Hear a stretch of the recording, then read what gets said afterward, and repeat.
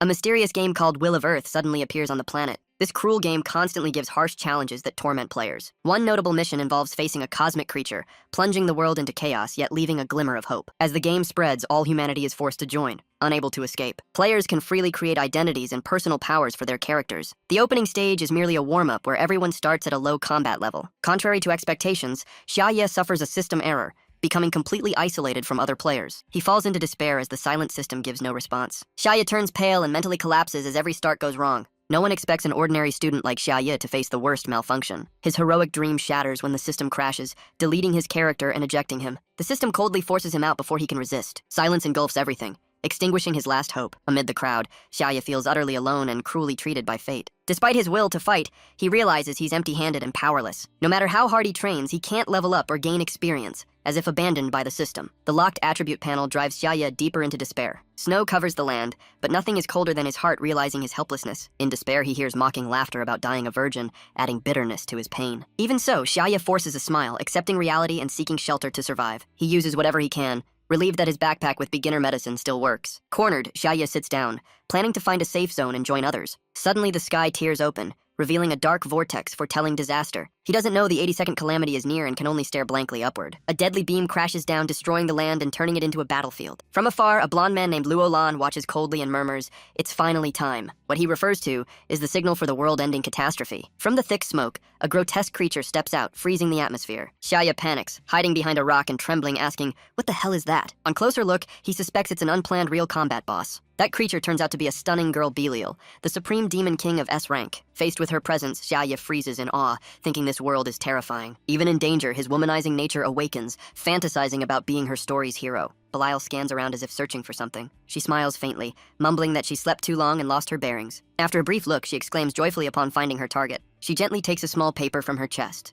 A subtle yet meaningful move. On the paper is an image of a young man she adores. She vows to wait for the Demon King with love-struck eyes. Belial, lost in infatuation, hugs the paper and dances like a true lovesick fool. But when she wakes from fantasy, she's irritated by the noisy players ruining her surroundings. The players are horrified, unable to believe an S-rank boss appears at the very start. Though her eyes show some pity, Belial coldly executes her mission to annihilate all players with a level 27 skill. A massive magic circle flares up, its unleashed energy sweeping everything away. The massacre spreads, screams echo as countless players are crushed by the power gap. Xiaoye watches in shock, trembling and letting out a fearful sound unintentionally. Belial's wicked smile chills him, forcing him to hold his breath and think only of escape. Bad luck continues. Belial's icy gaze lands right on his hiding spot. She walks toward him slowly, each light step like smoke, making Xiaoye tremble and pray hopelessly. Just before death, a blinding light shoots from afar, breaking the suffocating tension. The flash streaks like thunder toward the rock, making Xiaoye scream in terror. The light moves so fast it distorts space, as if reality itself is tearing apart. Xiaoye is stunned, confused by the sudden arrival of a new entity.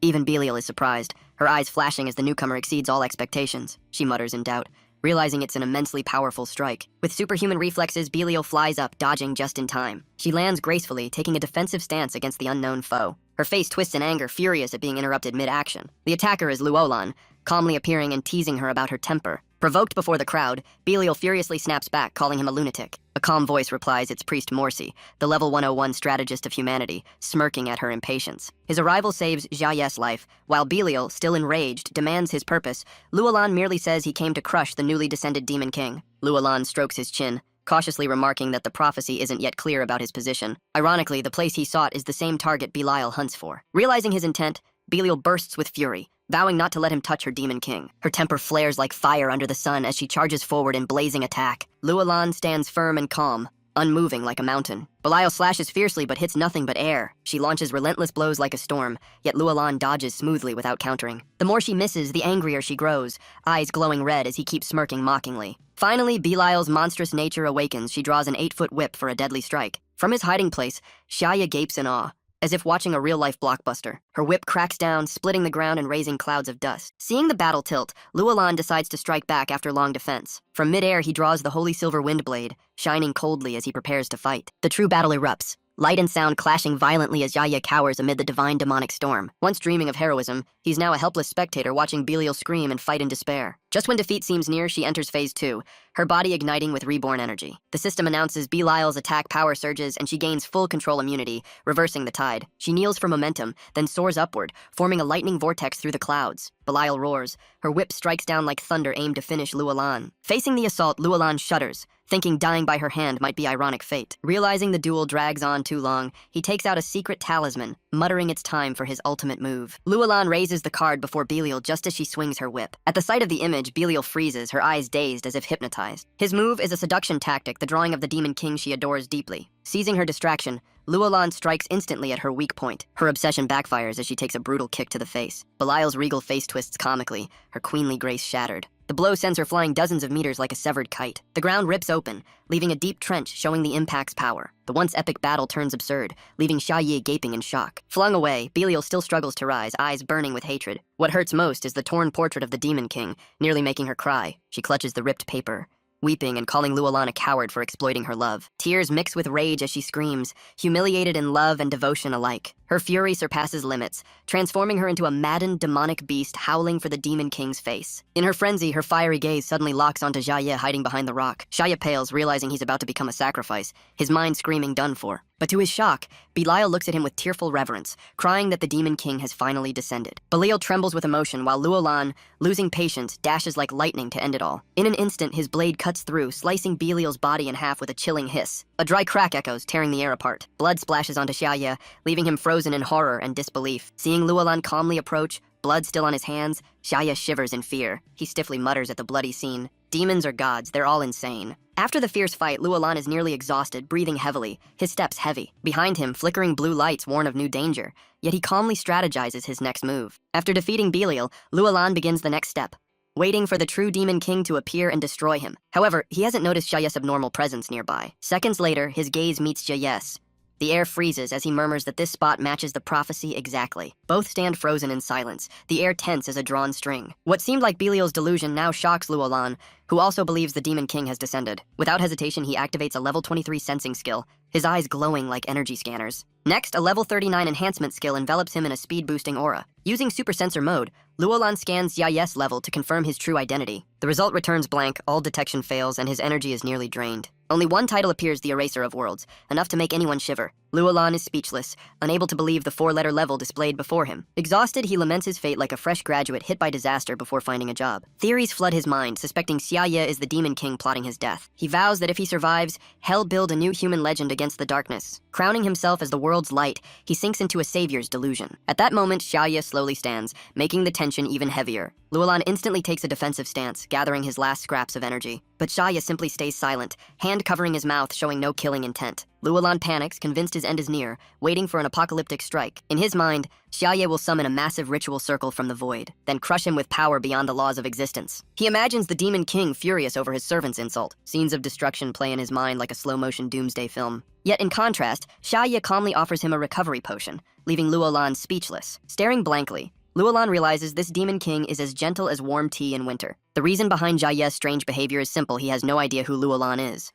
Seeing him near death, Xia Yi sincerely offers his last potion to help. By now, Earth's fusion rate with the other world has reached 30%, blurring both realms. Humanity is officially registered as players, entering the era of war against demonic beings. The overall situation looks stable, with plans proceeding smoothly. As long as the roadmap is followed, humanity will retain the upper hand. A man in a suit smiles with satisfaction, saying that guiding players' growth is the sacred duty of NPCs. They discuss Luolan's situation and seek updates from the Divine Light Command, which monitors the Demon King's descent zone. One member eagerly proposes that killing the Demon King while weak would end the war early. All agree, placing full faith in Luolan, the hero hailed as a genius strategist. The title Legendary Hero Luolan becomes humanity's symbol of hope. Ironically, that same hero now trembles before the so-called Demon King. One is drained and broken, the other full of vitality. The contrast is absurdly comical. Seeing Luolan frozen, Xia Yi softly asks, "Not drinking?"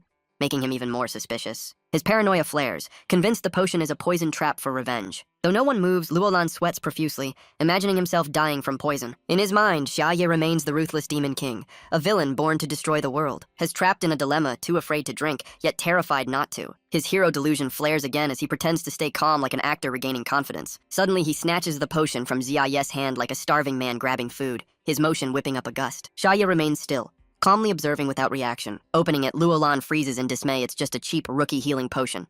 Xia quickly explains, "Sorry, that's all I have left." That harmless act nearly gives Luolan a heart attack. Thinking he's been poisoned halfway to death, he convinces himself the Demon King is both cruel and sadistic, toying with victims for fun. Despite fear, he forces a weak smile, grateful to still be alive. Anxious, Luolan suspects Xia of plotting something and directly questions his intentions. Seeing Xia hesitate, he nervously speaks first, cautiously awaiting judgment, wanting to ask one thing. His question shatters all tension. He simply asks for the location of the newbie safe zone. Luolan looks confused as Xia gently explains it's where beginners learn to grow stronger. Luolan's suspicion flares again, believing Xia targets weaklings for future schemes. Though Xia is innocent, Luolan's wild imagination convinces him the boy plans mass slaughter. Imagining betrayal, he laughs cunningly and vows never to sacrifice humans for self-preservation. After fierce internal struggle, he reluctantly agrees to guide Xia, valuing his own life most. Luolan sees himself as noble, while Xia joyfully thanks him with sincere gratitude. Luolan awkwardly bids farewell, smiling outwardly but seething inside, plotting to report the Demon King to superiors. Before he can relax, disaster strikes as a monster bursts from the void, blocking his path. Xia freezes in terror at the sight, too scared to move. Without hesitation,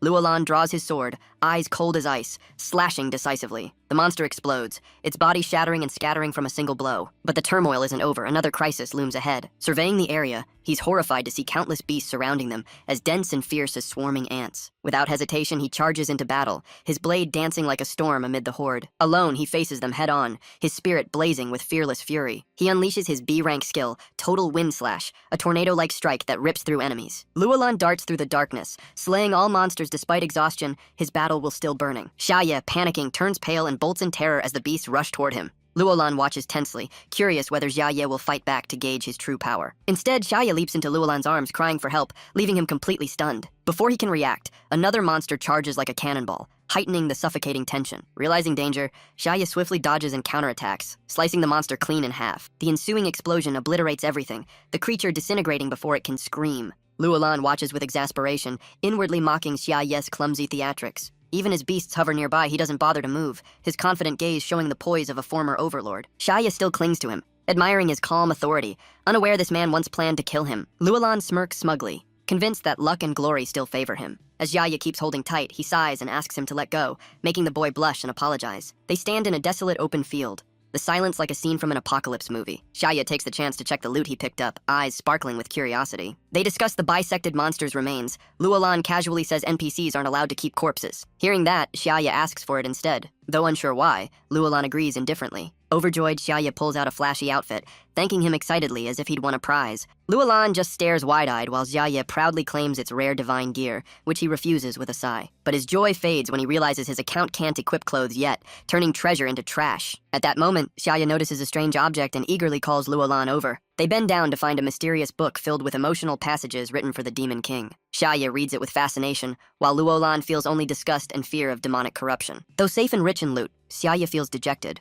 recalling how unfair his character creation was. But his optimism quickly returns as he focuses on survival before future plans. Meanwhile, Luolan is surrounded by monsters, fighting fiercely in a dense killing aura. Misfortune continues, exhausted yet still forced to face the relentless horde. Impressed by his bravery, Xia admires him, wishing to become that strong someday. After the brutal battle, Luolan collapses onto the ground, too drained to lift his sword. Pointing ahead, he weakly says that's the safe zone they've been searching for. Xia looks up, eyes shining with hope at the peaceful land before him. After a long day of fighting, they finally reach the University City Jujiama safe haven for low-level beginners. Has stunned to realize the place is the very school he once attended. Meanwhile, elsewhere, Belial's death is mourned by her comrades who set up a memorial altar. The survivors discuss welcoming the Demon King, though only Belial had seen him in prophetic dreams. Babaloon, the level 102 demon tribe leader, worries deeply, unsure how to locate the Demon King without clues. At that moment, a commanding voice echoes, calming everyone with immense power. The newcomer is Mameng, the level 84 7th Heavenly King and S-rank demon leader, bringing Belial's final message. The key item is a painting depicting Xia. Its likeness shocks the entire demon tribe into stunned silence. Mameng steps forward with authority,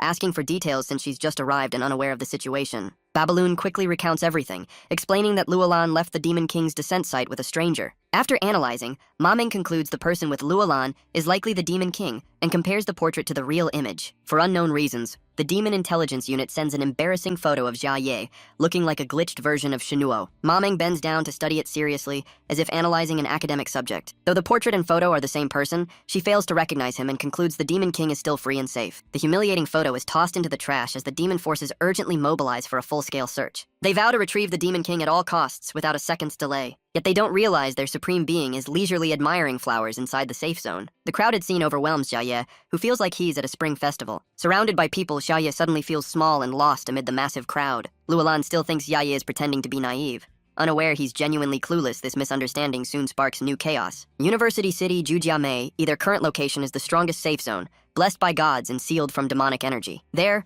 no demonic creature, however powerful, can escape the strict laws of this land. Luolan devises a cunning plan to lure the enemy into the safe zone to easily restrain and kill him. He imagines slaying the Demon King and being hailed by prophecy as humanity's greatest hero. But upon entering, the NPC's cheers make him freeze, confused, thinking the praise is for him. The applause lifts his ego, making him believe he's the destined hero descending at the Demon King's birthplace. When someone asks if he's slain the demon, he merely signals silence to avoid exposing his scheme. Soon the NPCs turn to praise Xiaoye as an extraordinary being, leaving him baffled and clueless. They then point to Luolan, proudly declaring him humanity's chosen hero to destroy the Demon King. Then an NPC announces that the item Binding Pen Seal has been completed within the safe zone, making Luolan more wary. A talkative NPC tells Xiaoye the item can seal power, enraging Luolan, who turns red with fury at the nonsense. Unable to bear it, Luolan grabs the NPC by the neck, shouting that they're dooming the world themselves. After his outburst, the NPCs shrink back, confused and frightened like drenched cats. Through their time together, Xiaoye gradually admires Luolan, aspiring to become as strong as him. To Xiaoye, Luolan is a symbol of heroic righteousness and trust. But he has no idea this big brother is secretly plotting his death behind a smile. With just one more step, Xiaoye will become the sacrifice for Luolan's heroic dream. For that moment marks the supposed triumph of justice. The plan begins, and the Binding Pen Seal activates its power. A vast energy wave spreads out as Xiaoye, still confused, mutters, "Power in system?" The two are instantly separated, each standing in a different space divided by an invisible technological barrier. Contrary to expectations, Xiaoye was unharmed, leaving Roland stunned. The impact rebounded onto the building instead of hitting him. The sacred pillar cracked, its fractures spreading like a web as it neared collapse. Roland frowned, a sharp sense of dread flashing through him. He began to suspect Xiaoye was an entity beyond the system's control. At that moment, Xiaoye calmly mentioned something about the system's power. The words sent chills down Roland's spine as if warning of the safe zone's collapse. Panicking, he pressed Xiaoye for his true intentions. The incident at Kusamai University plunged everything into chaos. Inside, carefree chatter continued, oblivious to the danger. Suddenly, a strange energy swept through, freezing every creature for seconds. When they came to, confusion spread as they wondered what had happened. An NPC quickly assured them it was just a minor system tremor. Everyone relaxed, trusting in the divine protection of the sacred pillar. The NPC pointed to the system as proof, though it was morphing into something bizarre. On closer look, all were stunned by its twisted shape, unsure if it had just changed. Despite doubts, the crowd still believed in Roland Humanity's symbol. An NPC urged him to speak words of encouragement to calm the people. But Roland collapsed, clutching his head in despair. He recalled the moment Xiaoye deformed the pillar into a heart shape, a cruel irony. Everything was off plan. Roland thought activating the relic would suppress Xiaoye. Yet reality mocked him. Xiaoye was unharmed and even counterattacked calmly. One punch shattered Roland, while Xiaoye merely sat still and dominated. Facing such overwhelming power, Roland was like a leaf in a storm. He fell into despair, realizing this mission was a hopeless gamble, even considering surrender. Seeing his boss so downcast, Xiaoye worriedly asked if he was okay, clueless of the cause. Ironically, he was the very reason for Roland's breakdown, both sad and absurd. Seeing Roland's gloom, Xiaoye gently encouraged him to stay strong. Unaware of Roland's true identity, he sincerely believed Roland carried humanity's hope, but Roland only felt mocked as if the demon lord teased him through innocent words. He snapped, accusing Xiaoye of hiding something. Xiaoye, confused, asked back innocently, making the scene awkwardly funny. Their conversation was completely mismatched suspicion against pure naivety. Suddenly, Xiaoye held Roland's hand and earnestly asked for a favor, turning the mood oddly romantic. They went to the crowded training zone where players learned trades. Roland looked miserable. He was surprised Xiaoye's request was merely to learn crafting, not some strange mission. Xiaoye cheerfully asked if Roland was leading an army to overthrow the demon lord, leaving him speechless with bitterness. Those words made Xiaoye recall his childhood dream of heroism, believing fate led him to Roland to pursue justice. Because of that belief, Xiaoye pressed on despite hardship, leaving Roland dumbfounded and blurting, "Huh?" As he finished speaking, hope lit his eyes, wishing to be taught. One was earnest, the other weary and reluctant, realizing this was a risky move. Before starting, Xiaoye was mocked by instructors for his frail looks and dreamy choice of crafting. Even the female medic scorned his appearance. They explained crafting cost several times more than other jobs, unaffordable for ordinary people. But upon seeing over 10,000 gold in Xiaoye's account, their contempt vanished instantly. The instructors suddenly flattered him, praising profusely yet hiding behind NPC rules to delay acceptance. They warned that though he had enough to start, improving skills would be costly with low initial profit due to scarce materials. Upgrade resources were nearly extinct, forcing players to buy from NPCs at outrageous prices. Investing in gear was smarter. Despite the sound advice, Xiaoye hesitated. as if holding back something. Roland coldly questioned him, eyes sharp, demanding the truth. Seeing Xiaye staring, Roland grew annoyed, thinking he was being milked for money. Without being asked, Roland flared up in pride, swearing not to be looked down on. He pulled out a small pouch, proudly saying that was all he carried. Xiaye accepted it, apologetic since he knew it was borrowed money, softly saying he didn't want to trouble him. But then he calmly added words that stunned everyone it still wasn't enough. Finding the amount trivial, Xiaye looked at Roland pleadingly, implying he needed another loan. Catching the hint, Roland searched himself for anything valuable but was still short. He poured out rare items of all kinds only to be told they were still insufficient. Soon he was stripped bare, left with only his underwear utterly ruined. Realizing his misery, Roland raged, shouting that the demon lord had robbed him blind. While he despaired, Hanrei reminded him that low-level skills earn little, and he still had a valuable watch. Tormented, Roland recalled the watch was his father's sacred coming-of-age gift. People whispered about his relationship with Xiaye, shocked, while Xiaye stared at the watch in disbelief at such trust. Xiaye was touched, thinking Roland truly supported him, while Roland wished to die from the misunderstanding. Out of money and still short on tuition,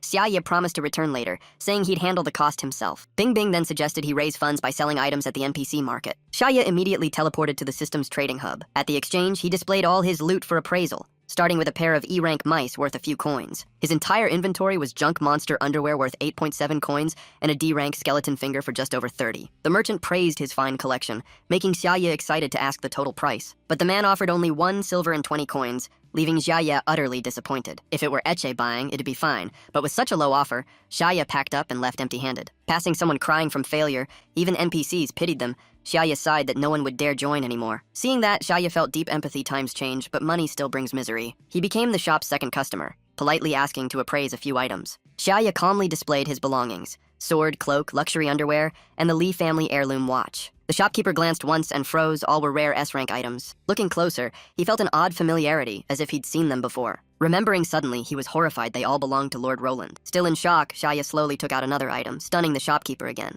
It was a seductive lingerie set, making the man speechless. Suspecting it too was Roland's. Xiaye was truly fearless. Even Belial Dem's underwear he sold without hesitation. The shopkeeper admired its exquisite design and alluring material. After laying everything out, Xiaye asked for a total price while the shopkeeper appraised carefully. Not wasting time, he used his level 99 appraisal skill for accuracy. The results left him frozen stiff, eyes wide in disbelief. First was the Great Demon's Horn worth 6.5 coins, then Barion's S-rank chest armor worth 340 coins. Seeing the huge values, the shopkeeper felt enlightened while nearby players envied him and were scolded for questioning it. He lifted the delicate lingerie, gazing at it like a legendary treasure. Enchanted by its fabric, he pressed it to his face, murmuring praise for its divine softness. The lingerie granted +200 defense, infused with Belial's alluring scent. Raising its price to 680 gold, the shopkeeper rejoiced. Trembling with joy, he said it was a rare graduation outfit worth even more, a priceless relic. Then he warned Xiaye not to sell it, as the system would permanently reclaim it upon trade. Xiaye checked the interface and confirmed it was indeed trade-locked. The shopkeeper added bluntly that keeping it was fine,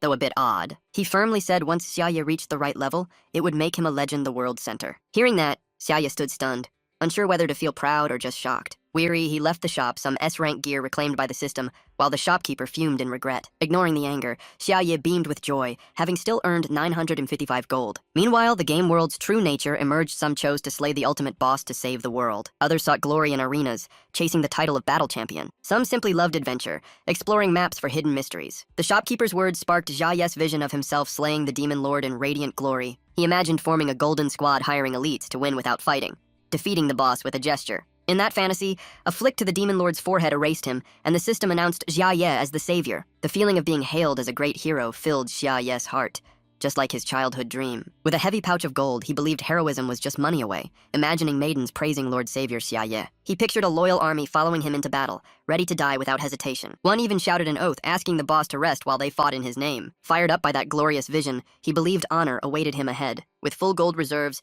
Xiaye began his production training. The first test: roasting chicken. Deceptively hard. Emerging from the kitchen with aroma spreading, he told Hanrei simply, "Done." Seeing the beginner stage completed, Hanrei prepared to teach intermediate level, warning it would be truly difficult. But Xiaye calmly said he had already reached Grandmaster rank, shocking Hanrei like lightning. Moments later, he stammered in disbelief, unable to accept it. Realizing the truth, he gaped at Xiaye's unbelievable growth rate. From there, the story shifted. The demon lord, fated to oppose the hero, began to stir. Walking through the city, Xiaye pondered NPCs and players, realizing survival here wasn't easy. Yet compared to his early failures, his current progress was remarkable. After completing the basics, Xiaye planned his next, more important goal. Lost in thought about the future, he was startled by a bus driver's call and quickly replied, "Coming!" He He boarded and traveled a long way to reach his next destination. Before the grand structure, Xiaoya marveled, feeling fate had led him here. His next mission was to find teammates and form a party. Inside was a lively crowd of level 15 players astonishing him. They were engrossed in strategy discussions, among the top 5 tactical teams, daring to hunt over-leveled monsters. Hearing their leader was a former arena champion, Xiaoya looked on with admiration. Chen Haran appeared a veteran level 16 ranked second, declaring it was time to move out. A strong short-haired girl suggested recruiting talents like level 15 archer Lu Ju, asking the leader's opinion. But Haran frowned, muttering that more members only meant smaller loot shares. While they argued, a masked assassin appeared, coldly stating a 4-person team was optimal. Suddenly, he grabbed Xiao Yuan and declared anyone slowing them down would be replaced, family included. Xiao Yuan, a level 16 cleric, panicked and promised to do her best not to be expelled. After the heated exchange, they set aside differences, shouted "move out," and departed to hunt their next target. Just as Haran was leaving, a system notification popped up, halting him. It was a join request from someone named Xiaoye. Seeing the young, naive-looking applicant, Haran instantly rejected him, cursing the fool's delusion. But the request popped up again, testing his patience. Annoyed, Haran hit reject a second time with a weary sigh. Thus began a loop, one applying, one rejecting, seemingly endless. Though Xiaoye tried to show goodwill, the other side coldly dismissed him without mercy. Haran's stance was absolute: no new members, no exceptions. Seeing the team closed off, Xiaoye changed tactics, sending a trade request instead. Haran frowned suspiciously, unsure what the boy was up to. Curiosity got the better of him, so he accepted to see what the kid wanted. The moment he confirmed, a huge trade window popped up, startling him. Xiaoye used the money smite's pride move, instantly transferring 10 gold without bargaining. Haran was stunned, jaw dropping at the gleaming 10 gold figure. As a money lover, he felt like he'd struck gold his lifetime savings couldn't compare. He quickly calculated that this sum could fund every skill and forge a full elite set. Already strong, with such resources, he was close to becoming a champion. Though overjoyed, Haran was puzzled who would throw away a fortune just to join a team. Reading the data, he froze. Xiaoye topped the charts with 10 gold and 2 stars, absurdly rich. Sweat dripped as Haran battled between rejecting or seizing this life-changing chance. After struggling, he gritted his teeth and hit accept, thinking no one refuses 10 gold. Upon confirmation, the system transferred the full amount into Haran's account. Trembling, he muttered in disbelief that anyone could be foolish enough to gift 10 gold. Before he recovered, another join request from Xiaoye popped up. It wasn't over. Haran now looked at Xiaoye differently, with respect mixed with caution. They met privately. Haran confirmed the mission was to escort Xiaoye to his old home for a vital item,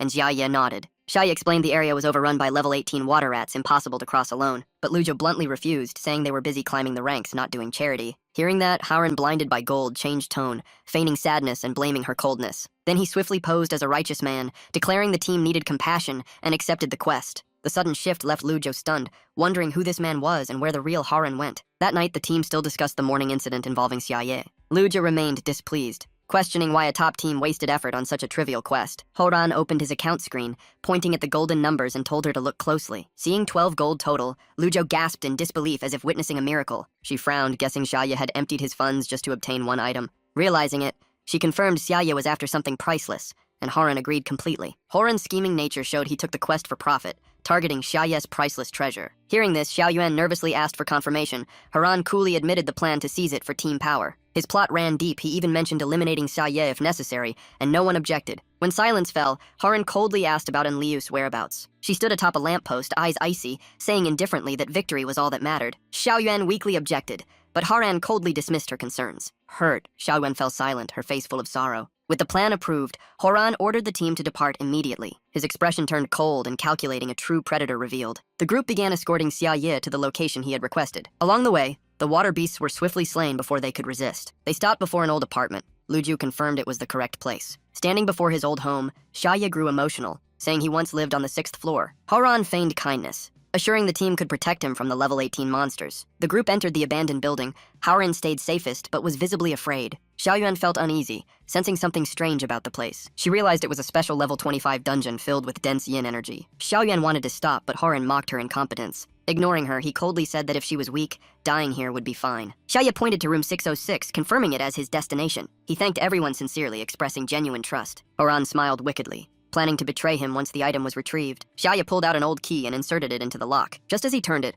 Haran lunged forward to stab him from behind. But a giant level 22 sewer rat burst from the shadows, blocking the strike. A sharp slicing sound cut through the air. Everyone froze in shock at the sudden attack. Haran couldn't believe his eyes. The powerful monster struck hard, the team barely dodging and shouting in panic. Haran was horrified. The creature far exceeded the expected level. After the assault, he quickly checked if anyone was injured. Everyone was safe, but Xiaoye had vanished. They discovered a gaping hole beneath their feet. From within, Xiaoye was falling into the dark abyss. The group stood frozen for seconds, minds blank. Haran burst into laughter, delighted to see Xiaoye fall. The crisis reached its peak. and Liu decisively said she would go save Xia Ye. She vanished in a flash, diving down as the mutant rat prepared another attack. Haoran sneered that saving him was pointless. Lu Zhou sensed danger, raising her full alert. The three remaining now faced the terrifying level 22 monster directly. Panic spread, they knew survival odds were nearly zero with such a level gap. Lu Yo despaired, realizing all their progress could collapse from this battle. Seeing no hope, she urged Haoran to retreat to survive. But he stayed calm, observing the monster's behavior. He noticed it wasn't attacking, but searching for something. It suddenly raised its head, roaring the demon lord's name, claiming to smell his scent. Xia Ye's true identity,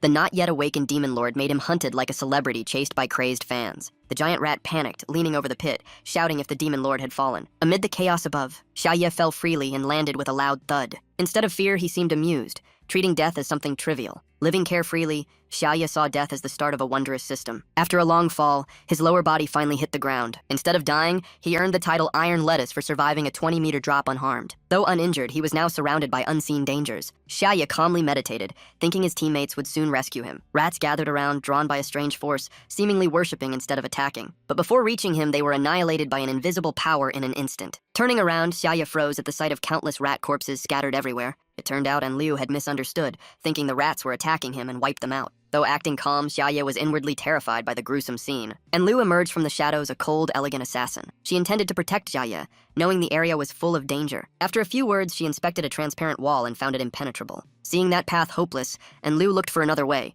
while Xia Ye pointed toward the stairs. Finding it reasonable, she ordered Xia Ye to lead, surprising him since he knew the place better. Seeing his hesitation, Liu stayed silent, unsure what to say. She then teasingly remarked that if she led, her assassin's mystery would be ruined. After some back and forth, Xia Ye agreed as long as she protected him. She silently followed, watching and guarding him like a loyal shadow. A mocking smile formed within her, thinking men were easily swayed by gentle gestures. Seeing Xia Ye's innocence, she almost laughed. Sure, he'd realized too late he was being used. When Xia Ye turned around sensing something odd, Liu struck with a deadly assassination move. But at that moment, Xia Ye turned, holding a roasted chicken meant as a gift, and she stabbed the chicken instead. The unexpected contact left Liu stunned, confused how a meal blocked a killing blow. Xia Ye explained he'd learned cooking skills and was offering her the chicken for energy recovery. Glancing at her dagger, he asked softly, "Is that for cutting chicken?" Sending chills down her spine. Before she could react, Liu bolted, abandoning her sandals and dignity alike. Disturbed by his kindness, she fled in confusion, unsure what kind of man he truly was. The image of roasted chicken deflecting her strike haunted her, wondering if it was a divine artifact. She began doubting Xia Ye's true power. Her attack should have downed a level 16 expert. Her suspicion grew that chicken must hide something sinister, perhaps poisoned. Fear twisted into paranoia.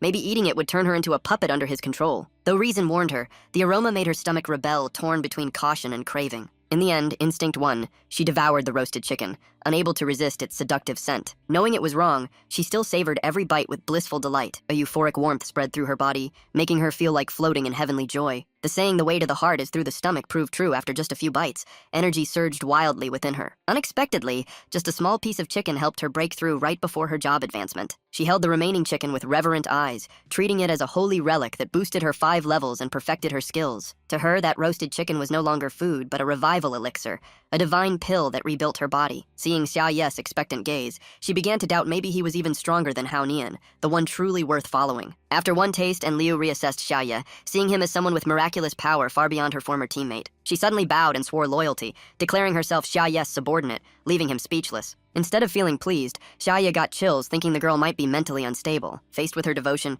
he forced a smile, saying he needed no repayment, only that she do her hired job. Then Xia Ye calmly reminded her that he had already paid, a cold wake-up call. His words stunned Liu, as if enlightening her to her true purpose. From then on, she quietly followed behind while Xia Ye moved on as if nothing happened. Once intent on killing him, she now swore lifelong loyalty, devoting her heart to Lord Xia Ye. At the same time, elsewhere, Hao Nian's team was fiercely fighting a giant mutant sewer rat. After a flurry of coordinated attacks, the monster was left mangled, blood splattering like fireworks. Just when Hao Nian seemed doomed, the rat suddenly lost its will to fight, collapsing like a broken mat. Remembering its past mistake that almost killed Hao Nian, it was filled with guilt and sought death as atonement. Hao Nian froze, unable to comprehend why his enemy killed itself after just one weak stab. Xiao Yuan, who had braced for death, was stunned that they not only survived but won. She mistakenly thought Hao Nian had slain the beast himself, believing he'd just defeated an A-rank boss. In truth, Hao Nian did almost nothing, yet the system granted him the title Peerless Strongman due to strange conditions. From mortal danger, luck suddenly turned, granting him a legendary title and full power boost. Feeling his strength surge,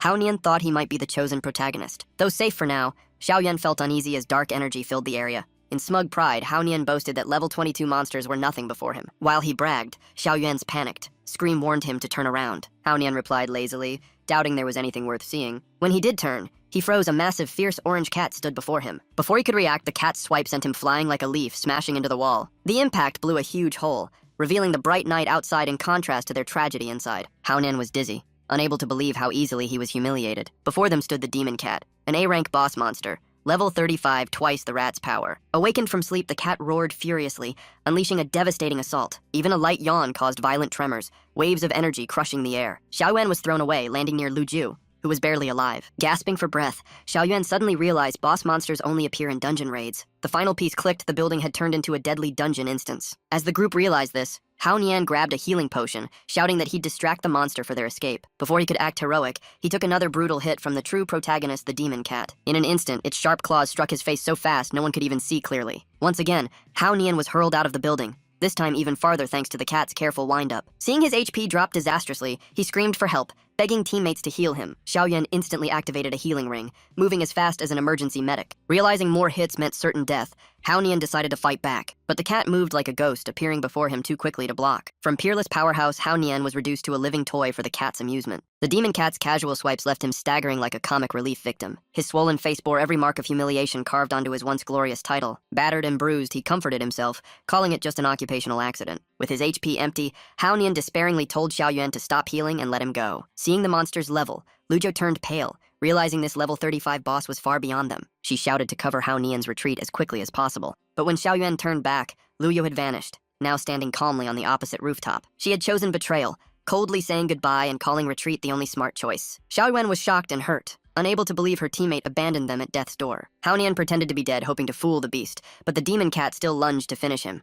At that instant, the door opened, Xia appeared and blurted out the cat's name, Bao Bao. Both froze as the demon cat instantly changed attitude, ignoring Hao Nian and leaping to Xia like meeting its owner. Bao Bao turned from a raging beast into a gentle cat, eyes pure, cuddling in Xia's arms as if nothing happened. The system confirmed Xia had reclaimed his level 1 pet.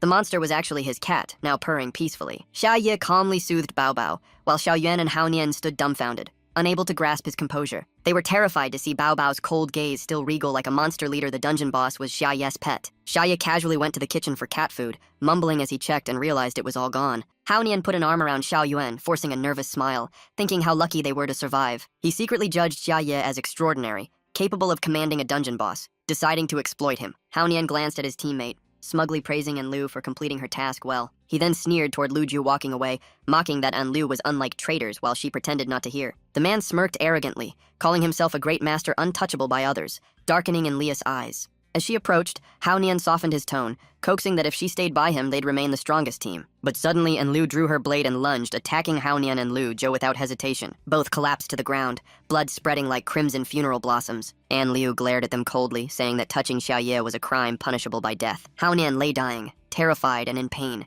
weakly asking why she did it. Leah's eyes blazed as she replied, trembling with fury that his question was foolish. She swung her blade twice more with brutal force, making Xiaoyuan scream for her captain. After her rage subsided, Liu coldly said they had no idea whom they had offended. At that moment, Xiaoye appeared with the cat, calmly saying he had retrieved what he needed, making Lia's eyes light up. Xiaoye pointed to the cat resting obediently on his shoulder, calmly introducing it as his pet. He spoke in a low, remorseful tone, saying before the world fell apart, he never got to be with it. Now, no matter what, he had to find it his cat, named after his alias, Miao Nuo. And Liu stared at the cat and softly murmured that the rumored treasure was actually it. Realizing this, she immediately bowed, declaring her wish to cooperate, leaving Xiaoye surprised and confused. He forced a smile, half joking that she needed a checkup, then told everyone to return to the city. After a few steps, Xiaoye suddenly felt his foot step on a thick red liquid. Before him was a gruesome sight, Hao Nian and Lu Ju lying motionless in blood. He froze, his face stiff, unable to speak. Seconds later, realizing the tragedy, Xiaoye shouted in horror, asking what had happened. And Liu calmly replied she merely eased their suffering from severe wounds, making Xiaoye scream in shock. Hao Nian suddenly sat up furious, saying he still had 2/3 of his HP left. And Liu glanced coldly, saying their guts were spilling out, making Hao Nian yell that she was the culprit. She sighed tiredly, pretending to regret not being able to save them. Hao Nian shouted angrily that they could still be saved. Xiaoyuan nearby tried to keep casting healing spells, but her mana was fading to no effect. She cried out in panic as blood kept flowing, while Xiaoye asked what happened, and Enlu simply smiled wickedly. Pale and bitter, Hao Nian muttered that after surviving countless battles, he'd die at a teammate's hand. The image of Enliu holding a knife and saying, "You don't know who you offended," replayed in his mind. He sank into despair, spirit fading, left only with regret for trusting the wrong person. At that moment, Xia Ye's voice rang out like a final ray of hope, saying he might still save them. His words stunned everyone. who all asked what he planned to do. Xia raised a special roll of bandage, saying there might still be a chance. It was a demon script bandage, an A-rank item requiring 750 first aid skill, capable of restoring over 30,000 HP in 8 seconds. Seeing it, Haonian and Lu Zhou were shocked, recognizing it as the highest-grade medical bandage. That skill was known for consuming vast resources,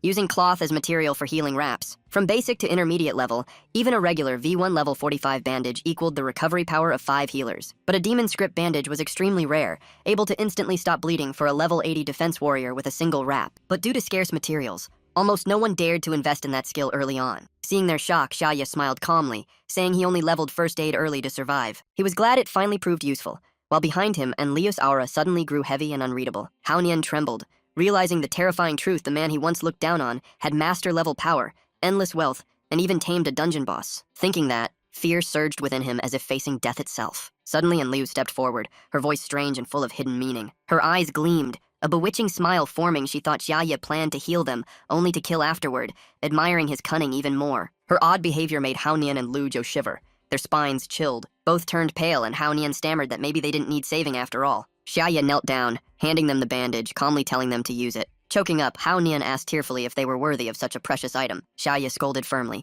saying not to speak nonsense, nothing was more valuable than human life. His words made Haonian cry, trembling with gratitude, calling Xia his lifesaver. Then a system window suddenly appeared before Xia, surprising him. The interface showed that someone wanted to trade with him. Xia awkwardly checked his inventory, saying softly that he hadn't planned to take payment but accepted since they insisted. As he finished speaking, Haonian and Lu Zhou froze in shock, while Xia grinned as the system showed all their gold transferred to him. He said seriously that since he took the payment, no one in the team would die. The system immediately announced that treatment of Haonian using the demon script bandage had begun. The glowing bandage wrapped around his body, wounds closing under everyone's astonished gaze. During recovery, Haonian was deeply moved, thinking of the blessing he'd received. He felt not only his body, but also his decayed spirit being purified. A warm feeling spread through him, as if he'd been reborn. But then, the system coldly reminded them that the healer had taken all their assets, leaving everyone stunned. Haonian burst out laughing, saying it was fate's reward, shouting with joy. Suddenly, golden light engulfed them, and the three leveled up together, officially evolving their classes. They felt new power surge through,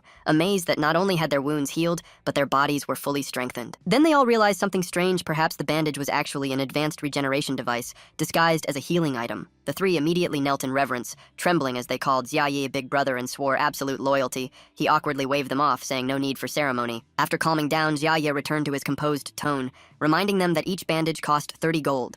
With the remainder due plus 35% annual interest, leaving Enlil both impressed and irritated. She gently touched her cheek, secretly admiring Xia's cunning yet magnetic methods, truly a terrifying master. The 5-member team left the old apartment as the system announced completion of the Lixing apartment dungeon, rewarding 50,000 experience points. The loud World Channel broadcast declared Xia's team had cleared the Lixing apartment dungeon, leaving them all stunned. Not only them, countless other players gathered at the main gate, stunned by the displayed message. The system continued announcing they were the first and only team to clear the dungeon, sparking a wave of awe. Xia stood frozen, staring at the announcement, his mind filled with confusion. When the system finished loading, he turned pale, sweating heavily, trembling as he muttered in disbelief that the place was a real dungeon. Haonian smirked calmly, saying yes as if it were nothing special. Xia nearly froze, trembling in shock, while Haonian sighed inwardly, thinking, "Didn't you even keep a dungeon boss as a pet?" At the same time, in a quiet room, Roland the dungeon's designer was leisurely drinking tea when the world announcement interrupted him. The system repeated the notice 3 times, echoing like alarm bells, shaking the whole room. Roland's eyes widened in horror. He couldn't believe the demon prince had cleared the dungeon he created. In the city of Jujiama University,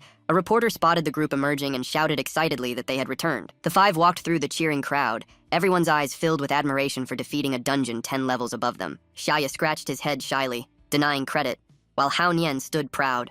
Enlil watched coldly, and Xiaoyuan blushed, fueling even more excitement around them. Suddenly, a young man in the crowd pointed at Haonian, shouting his name. The crowd instantly recognized him, praising him as a pro gamer from many famous titles. They got even louder upon seeing his peerless strongman title, hailing him as a WCG champion, while Haonian lifted his head proudly. He flipped his hair with a smug grin, loudly saying the victory wasn't his alone. Then he declared boldly that the true credit belonged to his big brother, the man beside him. A booming voice from ahead congratulated them, making the whole group turn toward it. Enlil tilted her head, quietly asking Xia who that was.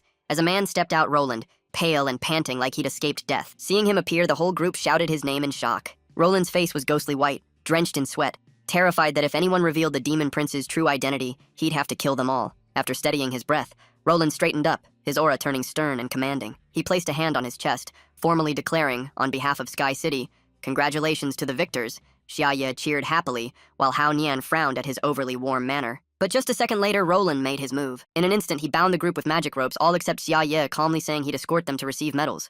The crowd whispered, confused why only 4 were taken. Quick-witted, Xiaoye explained that he was just the employer, not part of the combat team. The reasoning sounded plausible, calming the crowd for now. But Roland suddenly clenched his fist and slammed the wall, making the area quake. He turned to Hao Nian, smirking with deadly eyes, threatening that talking too much would get him killed early. Hao Nian shuddered, inwardly lamenting that humanity's hope looked more like a god of slaughter. Roland then looked at the remaining 3, his face grave, saying, Xiaoye's identity was far from ordinary. Lu Zhou cautiously questioned him, but Roland lowered his voice, asking in return why Xiaoye's rank and class were always hidden. Lu Zhou casually replied it was probably due to anonymity mode, but Roland immediately denied it. He coldly declared that Xiaoye's info didn't appear not because it was hidden, but because he had none. In other words, Xiaoye wasn't a player. The group froze in horror. Hao Nian repeated the question in confusion, while Lu Zhou pressed further in disbelief. Then An Liu spoke coldly, bluntly saying he was a demon. Her words made Lu Zhou tremble, stammering in shock. And Lo smiled mysteriously, eyes gleaming with pride, certain her guess was right. Roland looked at her approvingly, praising her insight, then bowed his head and confirmed she was correct. Xiaoye was a demon, but one whose power surpassed all demonic races. His true identity was the dwelling of the demon realm itself. The words stunned everyone, their voices rising in shock. The girl remained calm, admitting that explanation made sense. Roland looked around and slowly explained he had feigned weakness to be captured safely. They were forced to play support roles to help him avoid disaster. Defiance meant death. Hao Nian sternly reminded him they were humanity's strongest remaining force. Yolander extended his hand, firmly proposing cooperation. Together they would wait for the chance to destroy him. Hao Nian didn't hesitate, shaking hands and declaring faith in victory. Roland departed, wishing success to their alliance. Before fading away, he urged them to protect truth in this world. His figure slowly dissolved, leaving silence behind. Lu Zhou frowned slightly, admitting his power far exceeded imagination. She asked Hao Nian if he truly meant to cooperate with Roland against Xiaoye. He grinned slyly, saying it was just a performance to deceive the NPCs. He knew no one could defeat Xiaoye, so he wouldn't invite doom upon himself. Hao Nian said coldly that those who run shouldn't pretend to wear righteousness. Lu Zhou sighed, agreeing that victory was the only goal. Hao Nian turned to ask the other 2's opinions. And Liu mocked coldly that if they wished to be minions, they could continue, making him pause. Hao Nian imagined himself submitting and grew angry,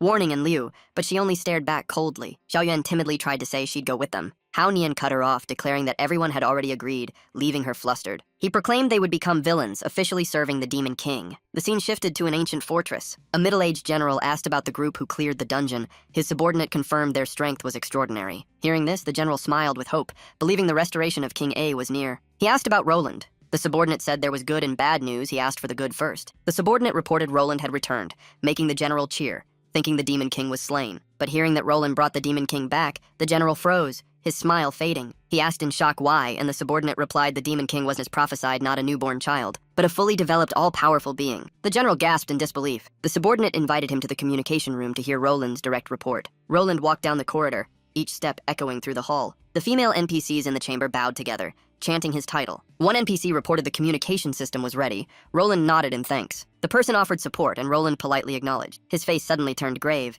signaling that something crucial was about to be revealed. He looked toward the giant system screen as a voice from it greeted him. The system's stern voice asked about the Demon King and the current situation. Roland replied gravely that it was a being beyond all comprehension. It could bend divine energy like a toy, terrifying even the system itself. The crowd murmured in panic, wondering why it hadn't destroyed everything yet and what it was planning. Roland calmly answered that the Demon King wanted him to acknowledge it as humanity's ally. Once he agreed, it immediately ceased its attacks. People whispered in doubt, questioning the demon's true motives. One interrupted, saying mortal minds could never grasp demons, but Roland insisted he already understood. His eyes darkened as he declared he had discovered the Demon King's true goal. The hall shook as everyone praised Roland as humanity's symbol of wisdom and courage. They eagerly asked what the Demon King's real objective was, and Roland answered at once. It sought to dismantle all human power structures and alliances, to annihilate them without war. The revelation shocked the crowd, who trembled at the cunning scheme. The system pressed for progress updates. Roland confirmed it had begun assimilating the strongest player team, but thanks to his intervention, the plot was stopped, and everyone hailed him as a savior. One person realized the Demon King clearing the dungeon was just part of the plan, and Roland nodded. It aimed to build fame and lull humanity into complacency. Roland explained there were now 2 monster types in the world. The first, mutants born from corrupt energy, like sewer rats. The second were demons, born from the Fate Star once their battlefield. They were minions of the flesh-devouring Demon King, ruler who led their race to ruin, but humans ultimately defeated them, creating legends about that star. Roland added that the power gap between the 2 types was vast, with only elite demons titled as commanders. The dungeon's final boss was a commander-level creature, and dungeons themselves were the Demon King's hidden bases on Earth. The crowd roared with outrage, condemning the Demon King's cruelty. until one cautiously raised another theory. He asked whether the Demon King might have lost its memory and not realized what it was. The room fell silent, all eyes on the speaker. A system member immediately objected, saying its actions couldn't be random. Roland scoffed mockingly, calling them naive, frightening the man into apologizing. His face turned stern as he concluded that humanity lacked the strength to fight. They must await reinforcements and level up, while he would temporarily monitor the Demon King. The council agreed, entrusting Roland with overseeing the Demon King. As he turned away, someone called after him, urging him to protect it well. Roland clenched his fist, moved by humanity's fate. Elsewhere, Xia was relaxing on a luxurious bed, basking in comfort. He smiled contentedly, radiating pride. Gazing at piles of old money, he thought it was now as worthless as paper scraps. In chaotic times, property was true wealth, and he praised himself for investing early. His apartment sat in a high-value safe zone, expensive but worth every coin. In the empty room, Xia told himself at least he now had a stable place to stay. Yet even settled, he still needed a way to earn and survive since he couldn't fight. He opened his storage, filled with collectibles, food, and one egg labeled Belial. Looking at it, Xia hesitated, unsure what to do. A flood of ideas flashed through his mind. Crafting, collecting to sell, or liquidating items for capital. After a moment's thought, he decided on a course of action. Without hesitation, Xia lifted the egg and said he would sell it first. He cheerfully left the forest, calculating profits from the horns and gear he carried. Although unsure of its use, he sensed it must be valuable. But while walking, Xia suddenly slipped and fell hard. The egg flew from his hand and rolled away, stunning him. Hearing a cracking sound, he panicked, fearing its value was lost. With a twisted face, he stared at the cracked egg, heartbroken. To his surprise, magic patterns lit up and sealed the crack. Xia clasped his hands in prayer, deciding to sell it the next morning. Soon after, he relaxed, bathed, ate, and fell into deep sleep. In the dark, Bao Bao lay still, listening to the sound of water from the bathroom. Suddenly, the Belial egg trembled strangely. A mystical light spread out, enveloping the forming figure inside. A slender white foot lightly touched the ground amid the dim glow. The whole female form emerged, elegant like a goddess awakening after millennia. With a proud, cold voice, she declared herself the great demon Belial, one of the 7 heavenly kings, servant of the demon lord. Her gaze darkened, remembering being ambushed by Luoland, but she smiled, certain the demon lord would destroy the world. Belial smiled cunningly, vowing to rescue the demon lord at any cost. A massive shadow appeared, enveloping her, making her instantly alert. Before her stood a gigantic Bao Bao, calm and imposing. Belial froze, her beauty faltering in confusion. She stammered the other's name in shock. Confused, she asked why Bao Bao was here. Bao Bao coldly replied, asking if she truly knew him. Belial nervously said she had seen Bao Bao in dreams. She explained she had only met him in dreams due to long slumber. In the dream, a mysterious being foretold 2 worlds merging, and the demon lord descending with an army to destroy humanity. That being was Xia and Bao Bao. Bao Bao was a demonic commander of beasts, fierce and ruthless. Bao Bao looked intrigued, admitting it sounded interesting. Belial continued, saying that entity guided her to the demon lord's location, so she had been fleeing while waiting for the destined day. Recalling it, she still remembered the desperate chase in the night. At times, starving enough to eat rotten apples, her eyes showed unyielding resolve. She hastily said the demon lord must be rescued after an ambush, but Bao Bao calmly said it wasn't necessary. Belial asked again in shock. While Xia Ye was still bathing carefreely, Bao Bao explained that the demon lord wasn't weak as prophecy claimed, and needed no protection. Its eyes turned serious, declaring its master's true power. With an icy tone, it said the lord's rank reached 4 digits, making Belial scream in fear. After calming down, Bao Bao admitted the details were unclear, then shifted to ask about Belial's condition. Belial heard the calm answer. Its current form was just a disguise to stay hidden. A heavy pressure spread as Bao Bao coldly said it was directly linked to the demon lord, rendering all ranks meaningless. Belial panicked, sweating, and urgently asked if the demon lord's power could be used. Bao Bao recalled the moment Xia Ye found it at level 35, eyes softening at the memory. It proudly boasted of accompanying the demon lord for years, closer than anyone else. Belial excitedly vowed to gain the same bond, but Bao Bao quickly shifted tone, saying something serious had happened. Belial immediately asked solemnly. Bao Bao smirked slyly, revealing the demon lord had planted them among humans as spies. Belial stammered in shock. She guessed the goal was to destroy humanity from within, but Bao Bao coldly corrected that the lord's ambition was far greater. Belial dreamily praised the demon lord again, making Bao Bao sigh in boredom. Unwilling to waste words, it warned her to keep the lord's identity secret, even under a humble disguise.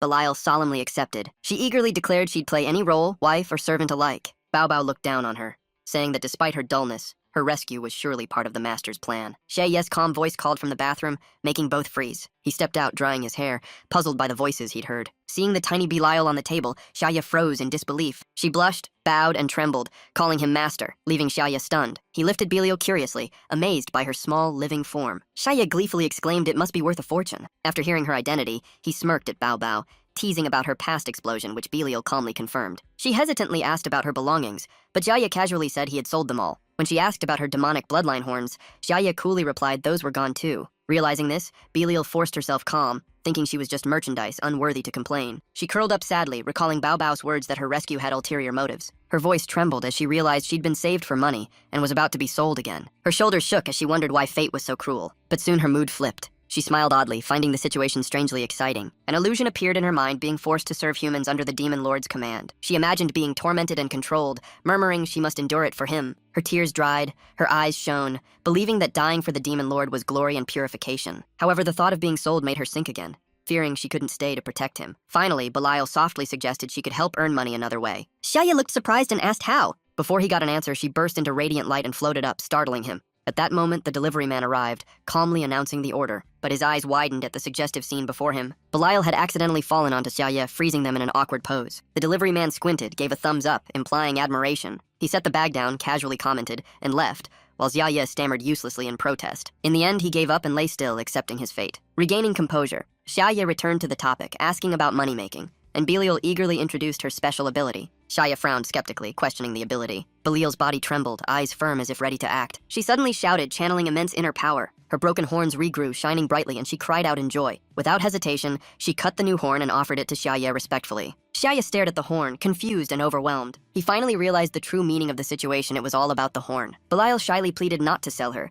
saying her horns could regrow daily. Xiaoye gently placed his hand on hers, making her freeze. He softly promised not to sell her, declaring her the main heroine, bringing steady income. Bao Bao consumed lots of meat and bones, while Belial ate 3 roasted chickens daily, which was costly. But in her small form, Belial only needed a few cookies, minimizing expenses, so she decided to stay small unless cutting horns to pay tax. Belial curiously asked about the next plan, leaving Xiaoye embarrassed for having none. Bao Bao glanced over, mocking her for exposing the master's confusion. Xiaoye calmly replied that the goal was simply to survive a plain answer, yet praised. Belial excitedly learned the lesson. Stay defensive and avoid recklessness. Xiaoye reluctantly agreed, emphasizing the need to build wealth for the final battle. He checked the system panel, planning to buy raw materials for profit crafting. But upon review, he found the market dead and profits meager. Even so, Xiaoye smiled, saying Belial herself was the most valuable asset. Belial was moved, gazing at him affectionately. But to Xiaoye, she was merely a source of profit, while naive Belial vowed to do her best. Bucci recounted everything that led them to let him take the first risk, darkening the listeners' faces. He sneered mockingly, calling the Demon Lord excuse just a cover for failure. He kept belittling the other,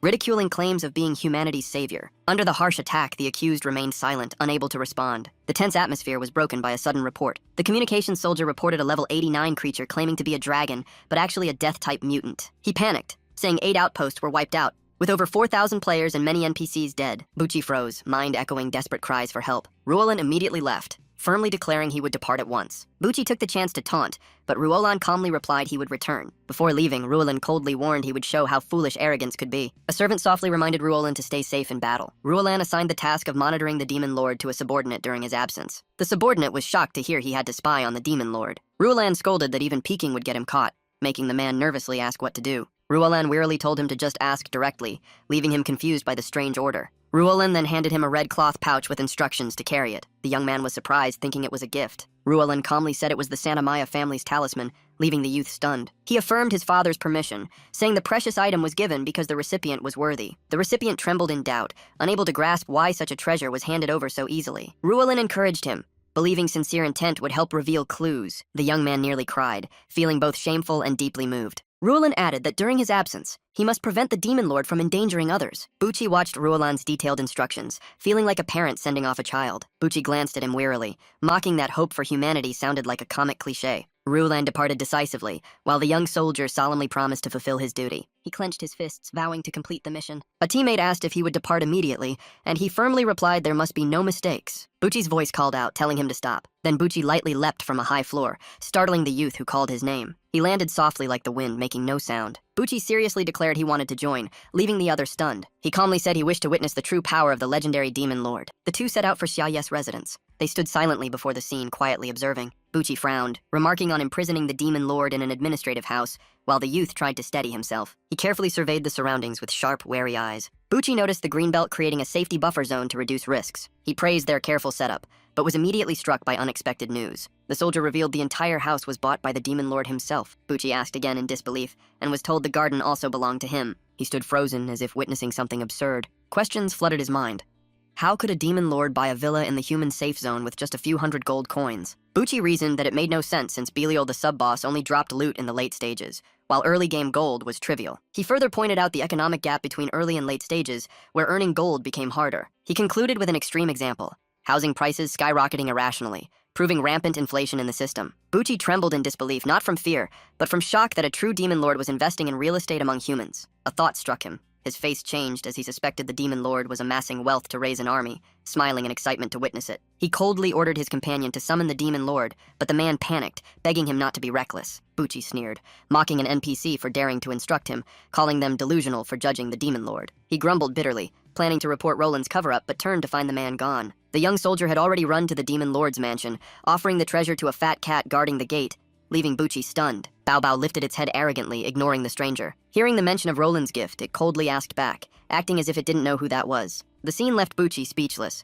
unable to comprehend why Roland gave an ancestral relic to a cat that only ate, slept, and licked its fur. Bao Bao silently pondered Xiaoye's infiltration plan, pretending to be friendly to gather more information. After a brief thought, it mocked Roland as a flatterer who bullied the weak, forcing the messenger to reluctantly agree. The family relic shone brilliantly in midair, but Bao Bao casually grabbed it, used it to scratch its back, and thanked half-heartedly. The messenger felt crushed inside, but forced a smile to brush it off. Bao Bao grew impatient, ordering him to leave. Yet the man hesitated, asking to say a few more words. Bucci burned with rage at the scene, fury boiling in his mind. He swore to teach that arrogant cat a lesson for insulting humanity. In anger, Bucci charged forward, determined to fight Bao Bao and prove human strength. The young man calmly inquired whether Mr. Sia intended to destroy the world, then suddenly unleashed Holy Light Judgment level 42 with immense power. Facing the attack, Bao Bao simply stood up, utterly unbothered. It waved a paw, saying the matter could wait. The man scratched his head awkwardly and agreed, leaving Bucci baffled by the sudden halt. Bao Bao squinted upward, saying something urgent required attention. Bucci followed its gaze with a tense expression. In moments, he froze in horror at the sight above. From the sky descended a massive glowing purple creature, a dragon. Bucci was bewildered, but the other corrected that it wasn't a true dragon,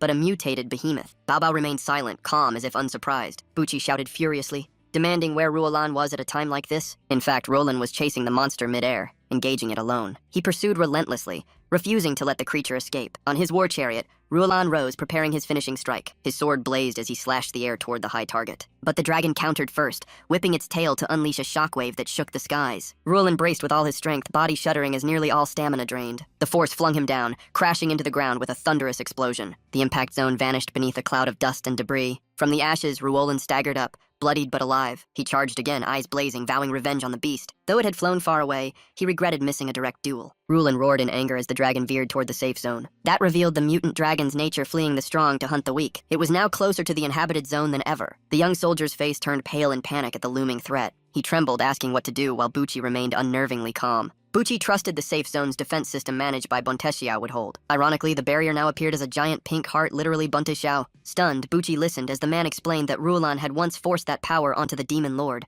causing it to backfire and form the glowing heart shield. Bucci roared angrily that this was no time for a lecture. The massive dragon was now at the border of the safe zone, just a breath away. Its gaping maw gathered blinding energy, sending chills down Bucci's spine as he thought he was doomed. In that fleeting instant, the deadly beam shot straight toward the protected area. Bucci froze, realizing that without Bunty Xiao, the entire area would be wiped out instantly. In despair, he muttered helplessly once more, "It's over." The beam accelerated, surging forward like a storm of destruction. Suddenly, Bao Bao's eyes flashed with a strange light. Without command, it fired a massive light cannon straight into the sky. The beam pierced through the safe zone's shield as if it didn't exist. Then it shot directly at the distant mutated creature screaming in the sky. The sight left all witnesses completely frozen. Ruolan, still chasing the dragon, stopped in shock and muttered, "What the hell just happened?" The nearby soldiers were stunned, unable to believe a single strike had erased a level 84 mutant dragon. The beast was swallowed by the light and exploded into ash, while Bao Bao calmly stretched as if waking from a nap. It spoke lazily. "All right, now if you've got questions, go ahead." The young man who saw everything stood stiff, unable to utter a word. Bucci exhaled in relief, thankful the blast hadn't hit him. Overwhelmed, he burst into tears, clutching his cross in prayer for surviving. After witnessing Bao Bao's true power, Bucci instantly changed attitude, kneeling to offer tribute and praising Lord Cat, leaving the others speechless. He respectfully presented the ownership deed of his old house as an offering. Then he handed over all his assets from savings to pensions, stunning everyone with his recklessness. Bucci tapped his comrade's head, telling him to stay sharp, then solemnly declared his full devotion. The man cheered, saying the Lord had finally achieved enlightenment. Bao Bao slowly gathered all the spoils, teasingly saying, "Ask what you want, but don't expect me to know everything. I barely leave the house." The young man immediately asked whether there were any mass extinction or human attack plans lately. Though blunt, his question was sincere. He only wanted to be prepared. Bucci nodded beside him, pretending to share concern. The youth was shocked that the answer came so quickly and directly. Bao Bao calmly replied there were no destruction plans yet, since the Demon Lord was still in financial accumulation phase, which made him sigh in relief. It glanced at both and asked if they were done, receiving a polite, "Yes, sir." Bao Bao waved them off, prompting the young man to retreat obediently, leaving Bucci frozen like a statue. Bucci was dumbstruck, unable to accept that one silly question had cost him all his fortune and family heirloom. Meanwhile, the young soldier considered it a glorious success, satisfied that at least today the world was safe. Elsewhere, Xiaoye was in an unusually good mood. On his way home, he saw Bao Bao waiting proudly by the gate. As Xiaoye opened the door and scolded playfully, Bao Bao posed regally as if walking through a golden hall. It leapt onto his shoulder, nuzzling softly with a silky meow. Xiaoye hugged it gently, smiling and whispering that he had missed it too. As they entered, his gaze froze on something inside the house. Under the light, he spotted the telltale trophy mark of a cat in the middle of the room. Xiaoye's face turned cold, and his stern voice made Bao Bao shiver in fear. In anger, Xiaoye threw the cat out the door, shouting that it should use the proper place to relieve itself. Thus, the so-called divine cat was exiled to sleep outside in the cold wind under an order of repentance. Bao Bao hung its head sadly, eyes watery, softly admitting fault. Xiaoye grumbled and stepped inside, muttering about the stupid cat, but froze at the sight before him. At his bedroom door, Belial stood waiting, smiling seductively to greet her master. The air turned hazy, leaving Xiaoye forcing a stiff smile to stay calm. After changing and lying down, he was immediately wrapped tightly by Belial. Unable to move, Xiaoye gently reminded her, and Belial obediently replied. Instead of loosening, she squeezed tighter, making him sigh that the position was uncomfortable. Hearing that, Belial instantly shrank her body in a flash. She nestled beside Xiaoye, soft as silk, sweetly asking, "Better now?" And he smiled, replying, "Yeah, just right." Belial happily nuzzled into his arm, hugging him like a child seeking praise. The room filled with tender warmth and whispers of goodnight, while Bao Bao curled up outside in the cold mist. The once mighty beast now sat on the steps, mind in chaos, wondering how things had come to this. At dawn in the Demon Lord Xiaoye's mansion, Bao Bao slumped at the doorway, haggard, eyes sunken from a sleepless night. Xiaoye awoke refreshed, turning to see Belial still sleeping peacefully beside him. He gazed at her, heart trembling at her serene beauty. He noticed a pink notebook hidden under her pillow, sparking curiosity. He quietly opened it, and as Belial awoke blushing, he realized it was a diary. Xiaoye was stunned that a game pet could have a diary of its own, finding it both absurd and amusing. He read lines overflowing with affection, repeated confessions freezing him in place. Continuing, he found bizarre descriptions of Belial's battles, nearly breaking his brain. Dizzy, Xiaoye flipped to another page to escape the mental shock. But the next part was so explicit he didn't dare read further. He snapped the diary shut, muttering denial of what he'd just seen. The sweet image in his mind warped, reminding him that Belial was still a dangerous demon. He tried to leave the room, avoiding her gaze,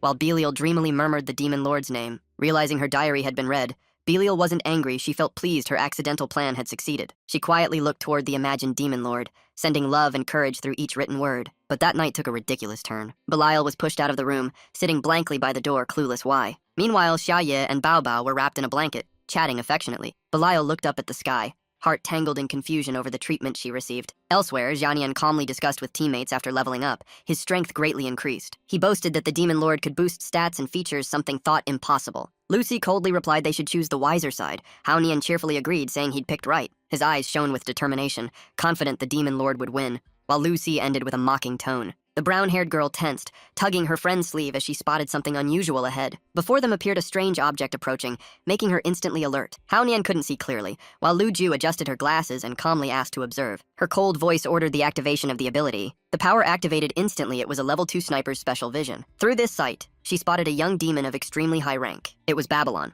one of the 7 heavenly kings, level 101, descending like a meteor. She spoke in a sorrowful tone, saying the army had descended but still couldn't find the demon king. Worry flashed in Babylon's cold, determined eyes. She moved decisively, fully alert, suspecting Roland's link to the demon king's disappearance. Luju glanced toward her path, guessing she sought the demon king, while Haonian laughed, thinking her an ally. Seizing the chance, Haonian cheerfully stood up to approach and make acquaintance. From afar, Babylon noticed the group, her gaze turning stern. She squinted at Haonian, waving his hand, full of doubt. Alertness rose in her mind, suspecting an ambush, but upon scanning each person's level, she froze. She was shocked that someone had reached level 24 only days after the server opened. A sense of unease made her unleash killing intent, charging like lightning. She didn't plan to investigate, only to annihilate. Haonian, still clueless, acted friendly as ever. He had just greeted her when the name Demon King left his lips. Before finishing, Haonian was struck down instantly by Babylon's fierce blow. Xiaoyuan screamed his name in panic. Luju immediately took a stance, eyes cold and wary, but Babylon gave no time, attacking before Luju could explain. All words were cut short. Luju was defeated in an instant. It all condensed into one word: erase. Xiaowen stood frozen, voice trembling as she called her fallen teammates. She desperately activated a level 3 healing spell to save them, but Babylon closed in, her cold voice threatening, giving no chance. With that, she launched a fatal destructive strike. At that instant, a sudden light appeared, blocking the entire attack. Stopped mid-strike, Babylon gasped that her attack had been halted. Before her stood An Lu, who had blocked the blow with her body, eyes sharp. Babylon instantly questioned her identity, and Lu calmly replied, asking to be heard first. Babylon grew doubtful, wondering how an assassin could bear an official token. Looking closer, she muttered in disbelief that her attack was blocked head-on. When the smoke cleared, the one hit turned out to be a chicken, but now it was burnt like roast chicken, leaving Babylon stunned. Haonian struggled to activate his death immunity skill, barely surviving, then drank a healing potion. He spoke weakly, asking Enliu to relay a message to Babylon. Enliu calmly blocked another strike and said coldly it wasn't just a roast chicken. Her words made Babylon pause, sternly asking, "Then what is it?" Enliu answered solemnly, as if swearing, "It's the reward from Demon King Xia Ye." Without hesitation, she launched a fierce combo, forcing Babylon into constant defense. The impact pushed even Babylon, a heavenly king, back injured. The attack echoed her absolute loyalty to Xia Ye. After striking, Enliu retreated and steadied her stance. But Babylon kept her eyes locked on her, unwavering. Then Enliu suddenly unleashed her decisive strike, declaring she'd sacrifice everything for the Demon King. That blow carried absolute destruction erase. Even heavily hit, Babylon managed to stay upright, gasping for breath in exhaustion. In Enliu's hand,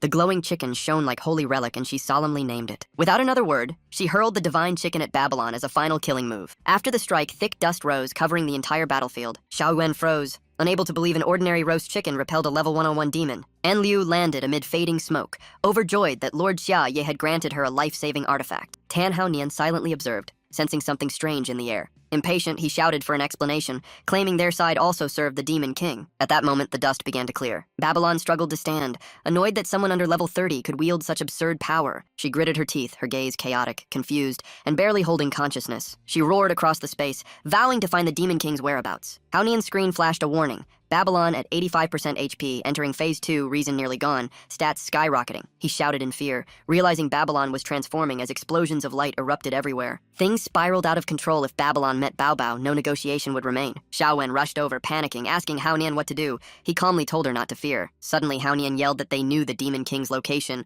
Scene shifted to Xia Ye's house, where Belial softly asked Bao Bao if her strength was too much. Suddenly, she sensed something unusual around her. She glanced out the window and saw Babylon's figure. Her name stirred old memories. Outside, Babylon rampaged madly, turning the battle with Haonian's group into pure devastation. Belial frowned slightly, feeling she'd met that person before. She tried to recall, but her mind was foggy.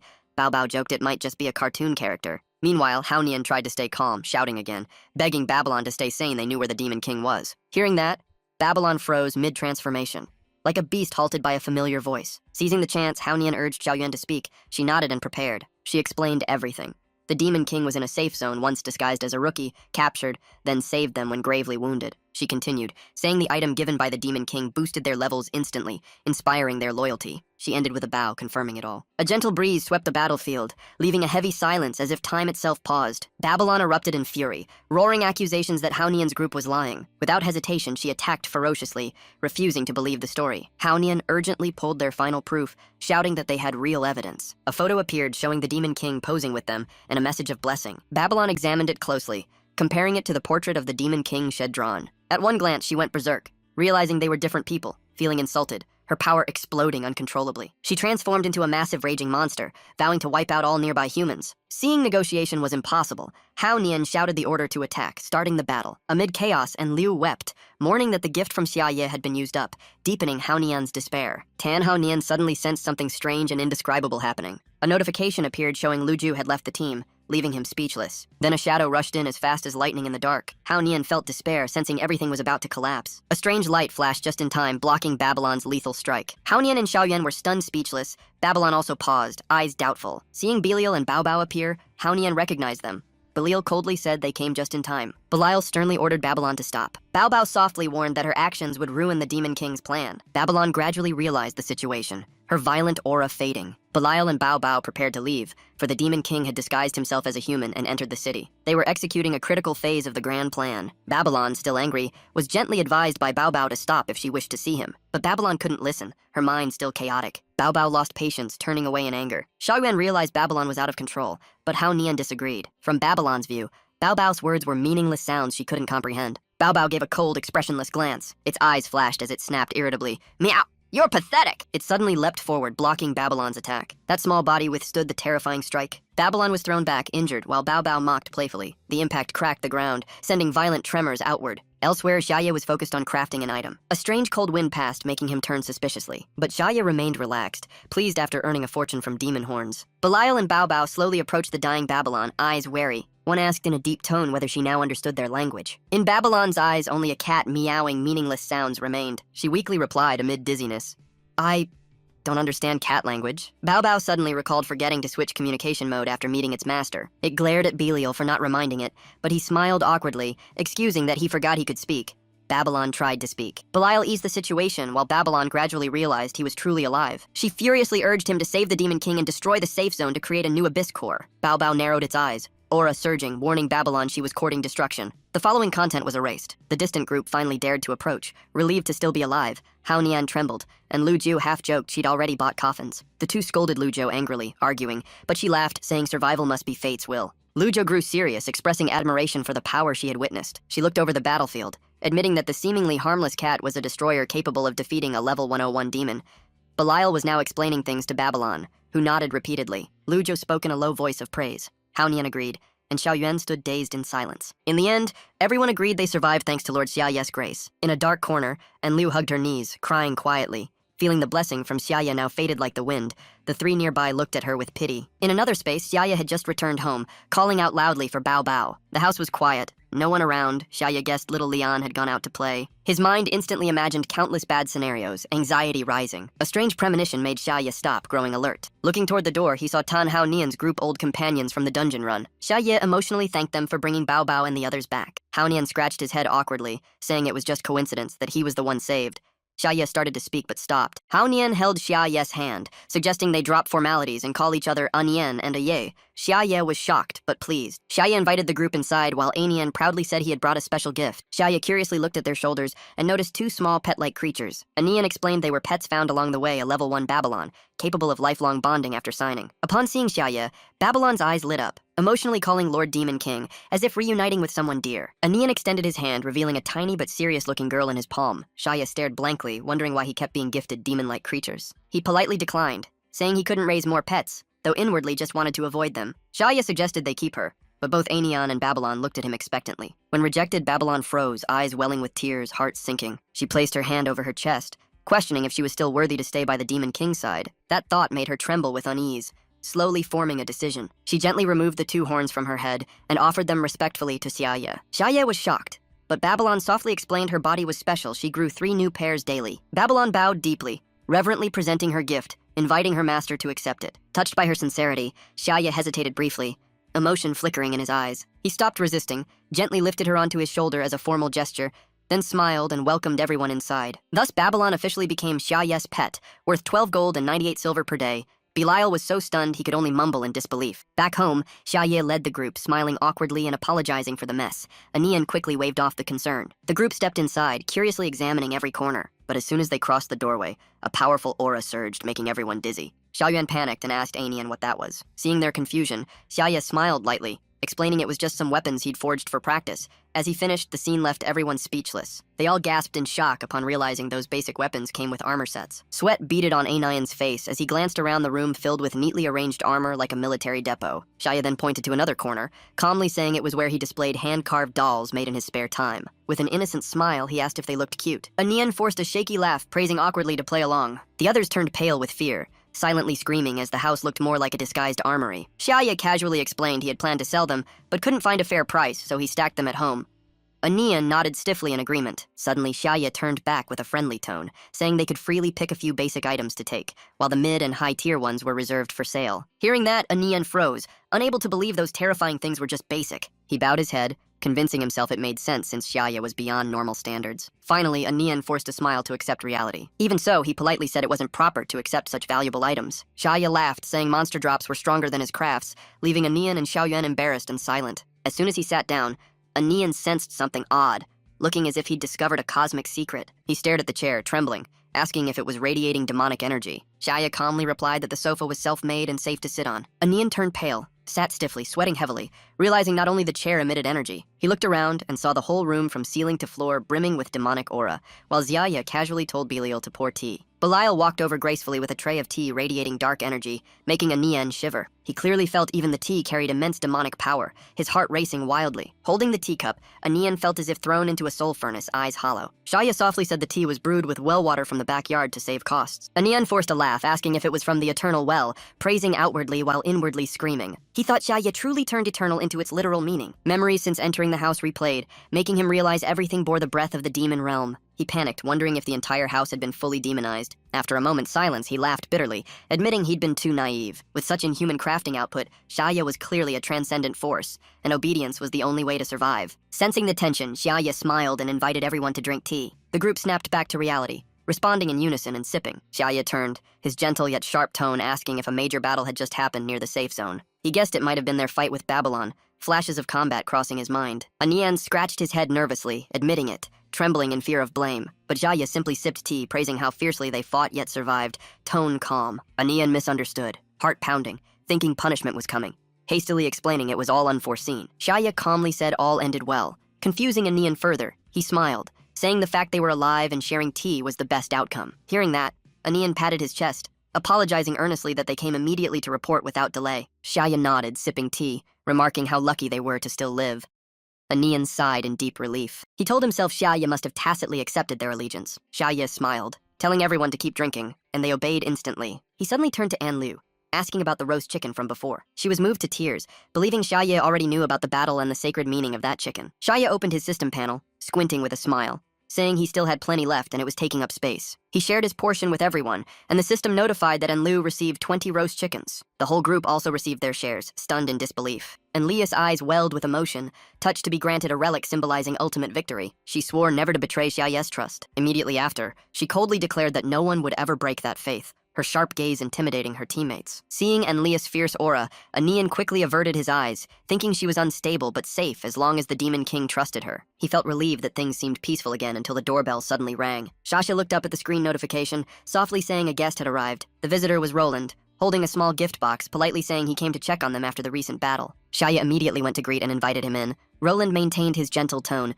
repeating his purpose. He kindly asked about their condition, offering help if needed. But when Roland's eyes met the two small demons peeking from Xiaoye's bag, he froze, gasping in horror. He stared wide-eyed, confused why Belial, who should be dead, was here and even duplicated. Looking down, Roland shuddered as he sensed the dark aura spreading across the floor, danger alarms ringing in his mind. He wondered why this once normal place now brimmed with eerie, chilling demonic energy. When he looked up again, the sight before him turned him to stone. The room was packed with weapons, armor, golems, and strange war machines like a demonic military arsenal. Roland covered his mouth to keep from shouting, internally screaming that this must be the origin of the apocalypse plan. He realized the entire area was a cleverly disguised demon base. Watching Xiaoye, he began to wonder if his faction had done something to anger him. After some thought, Roland resolved to appease and win Xiaoye's favor. Entering the living room, he noticed Hao Nian's group present and was stunned they were the same team from the Qingjing instance. Hao Nian was equally shocked, his mind in chaos seeing Roland there. Roland trembled, sensing a strange connection between them, stammering, "Could it be you all?" Soon after, he sat beside Xiaoye, appearing calm but secretly smug,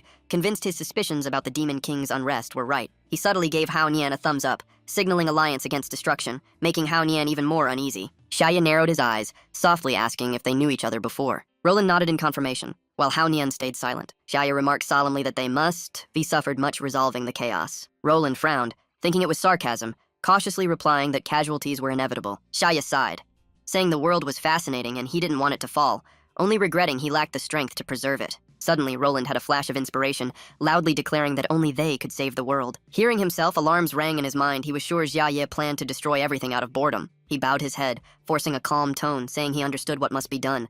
Xiaoye asked curiously what he understood. Roland quickly changed the subject, asking if Xiaoye was interested in the elf race. The question surprised Xiaoye, who asked if such a race still existed in the game. Roland smiled, telling of an ancient elven land yet unexplored, where wonders might await. Xiaoye laughed, intrigued, saying he'd love to see it himself someday. Roland excitedly shouted about catching them, making Xiaoye puzzled by the word's meaning. Sharon hid his sarcasm, thinking humans were weak flatterers before the Demon King. Xiaoye hesitated, saying he was just a rookie, unworthy despite Roland's kindness. He turned away, advising Roland to place hope in others for humanity's future. Both looked toward Hao Nian, whom Xiaoye introduced as the strongest, leaving him stunned. Hao Nian panicked, thinking Xiaoye misunderstood his relationship with Roland, hastily denying it. Roland acted understanding, claiming he'd joined forces with the top team, shocking Hao Nian. Roland spoke vaguely about being exposed, angering Hao Nian, who demanded answers. Roland declared an official alliance with Hao Nian's team to hunt the elf race. Xiaoye was surprised, but Roland laughed reassuringly, and Xiaoye cheerfully praised him. The five were seen off. Roland left excitedly while Xiaoye invited him to visit again. The door shut firmly behind them, ending the chaos perfectly. Hao Nian was speechless, internally screaming over being mistaken as part of an enemy faction. Roland calmly assumed they were just intimidated by the Demon King's arrogance. He reassured them that once they brought the elves back, the situation would turn despite the Demon King's wariness. Hao Nian, not listening fully, angrily threw a powerful punch toward him, but he redirected it at the last moment, smashing the wall instead of Roland. Roland stared at the deep dent in shock, utterly speechless. Hao Nian furiously asked if Roland was deliberately causing trouble. Roland froze, then spoke sternly, admiring Hao Nian's boldness. Hao Nian sneered, challenging Roland with arrogance. He focused strange energy in his palm. In a blink, a massive roast chicken appeared, making Roland scream in terror. Roland gawked while Hao Nian smugly boasted of his power. Roland calmly declined, saying he wasn't hungry. Lu Ju angrily scolded the captain for being stupid, but was silenced by Hao Nian. After calming down, Hao Nian reminded himself not to ruin the Demon King's plan to infiltrate humanity. Roland coldly asked why he was angry, while Hao Nian demanded the true goal of their alliance. Roland, repairing the wall, explained the mission was to capture elves for the Demon King and warned Hao Nian not to break more things. Xiaoyan softly suggested Xiaoye might have deliberately arranged their cooperation with Roland. The team began telepathic discussion, doubting Xiaoye's true intentions and debating if he was planning long-term. Enliu insisted Xiaoye wanted them to kill Roland, but Hao Nian questioned if they were capable. Roland cut in, asking if they were done talking, stressing this alliance was temporary to appease the Demon King before countering. He continued to entice them, promising abundant resources, gear, and experience if they joined him. He shifted to a calculating tone, directly asking if the offer tempted them. Hao Nian calmly agreed to go along, but he coldly added that he wouldn't shake hands to avoid misunderstanding with Xiaoye. On the upper floor, Xiaoye stood by the balcony, watching everything below. He burst into laughter, delighted that things unfolded as planned. Xiaoye quietly calculated that maintaining ties with Roland and the top team would be vital in case of trouble. He felt proud, praising himself as a rare genius. Belial and Babylon exchanged admiring looks, acknowledging the Demon King's deep cunning. At the area sealed by ancient talismans, Hao Nian stopped suspiciously to observe. He asked for confirmation, and Roland smiled, affirming it was the right place. They stood before a massive magic sphere, the gate to the ancient elven nation, an unopened high-level zone. Roland solemnly declared they must unseal it to enter. He added he didn't know what lay inside, only that the creatures there surpassed anything known, even stronger than invading demons. Roland began explaining about the elves, a race parallel to humans and demons,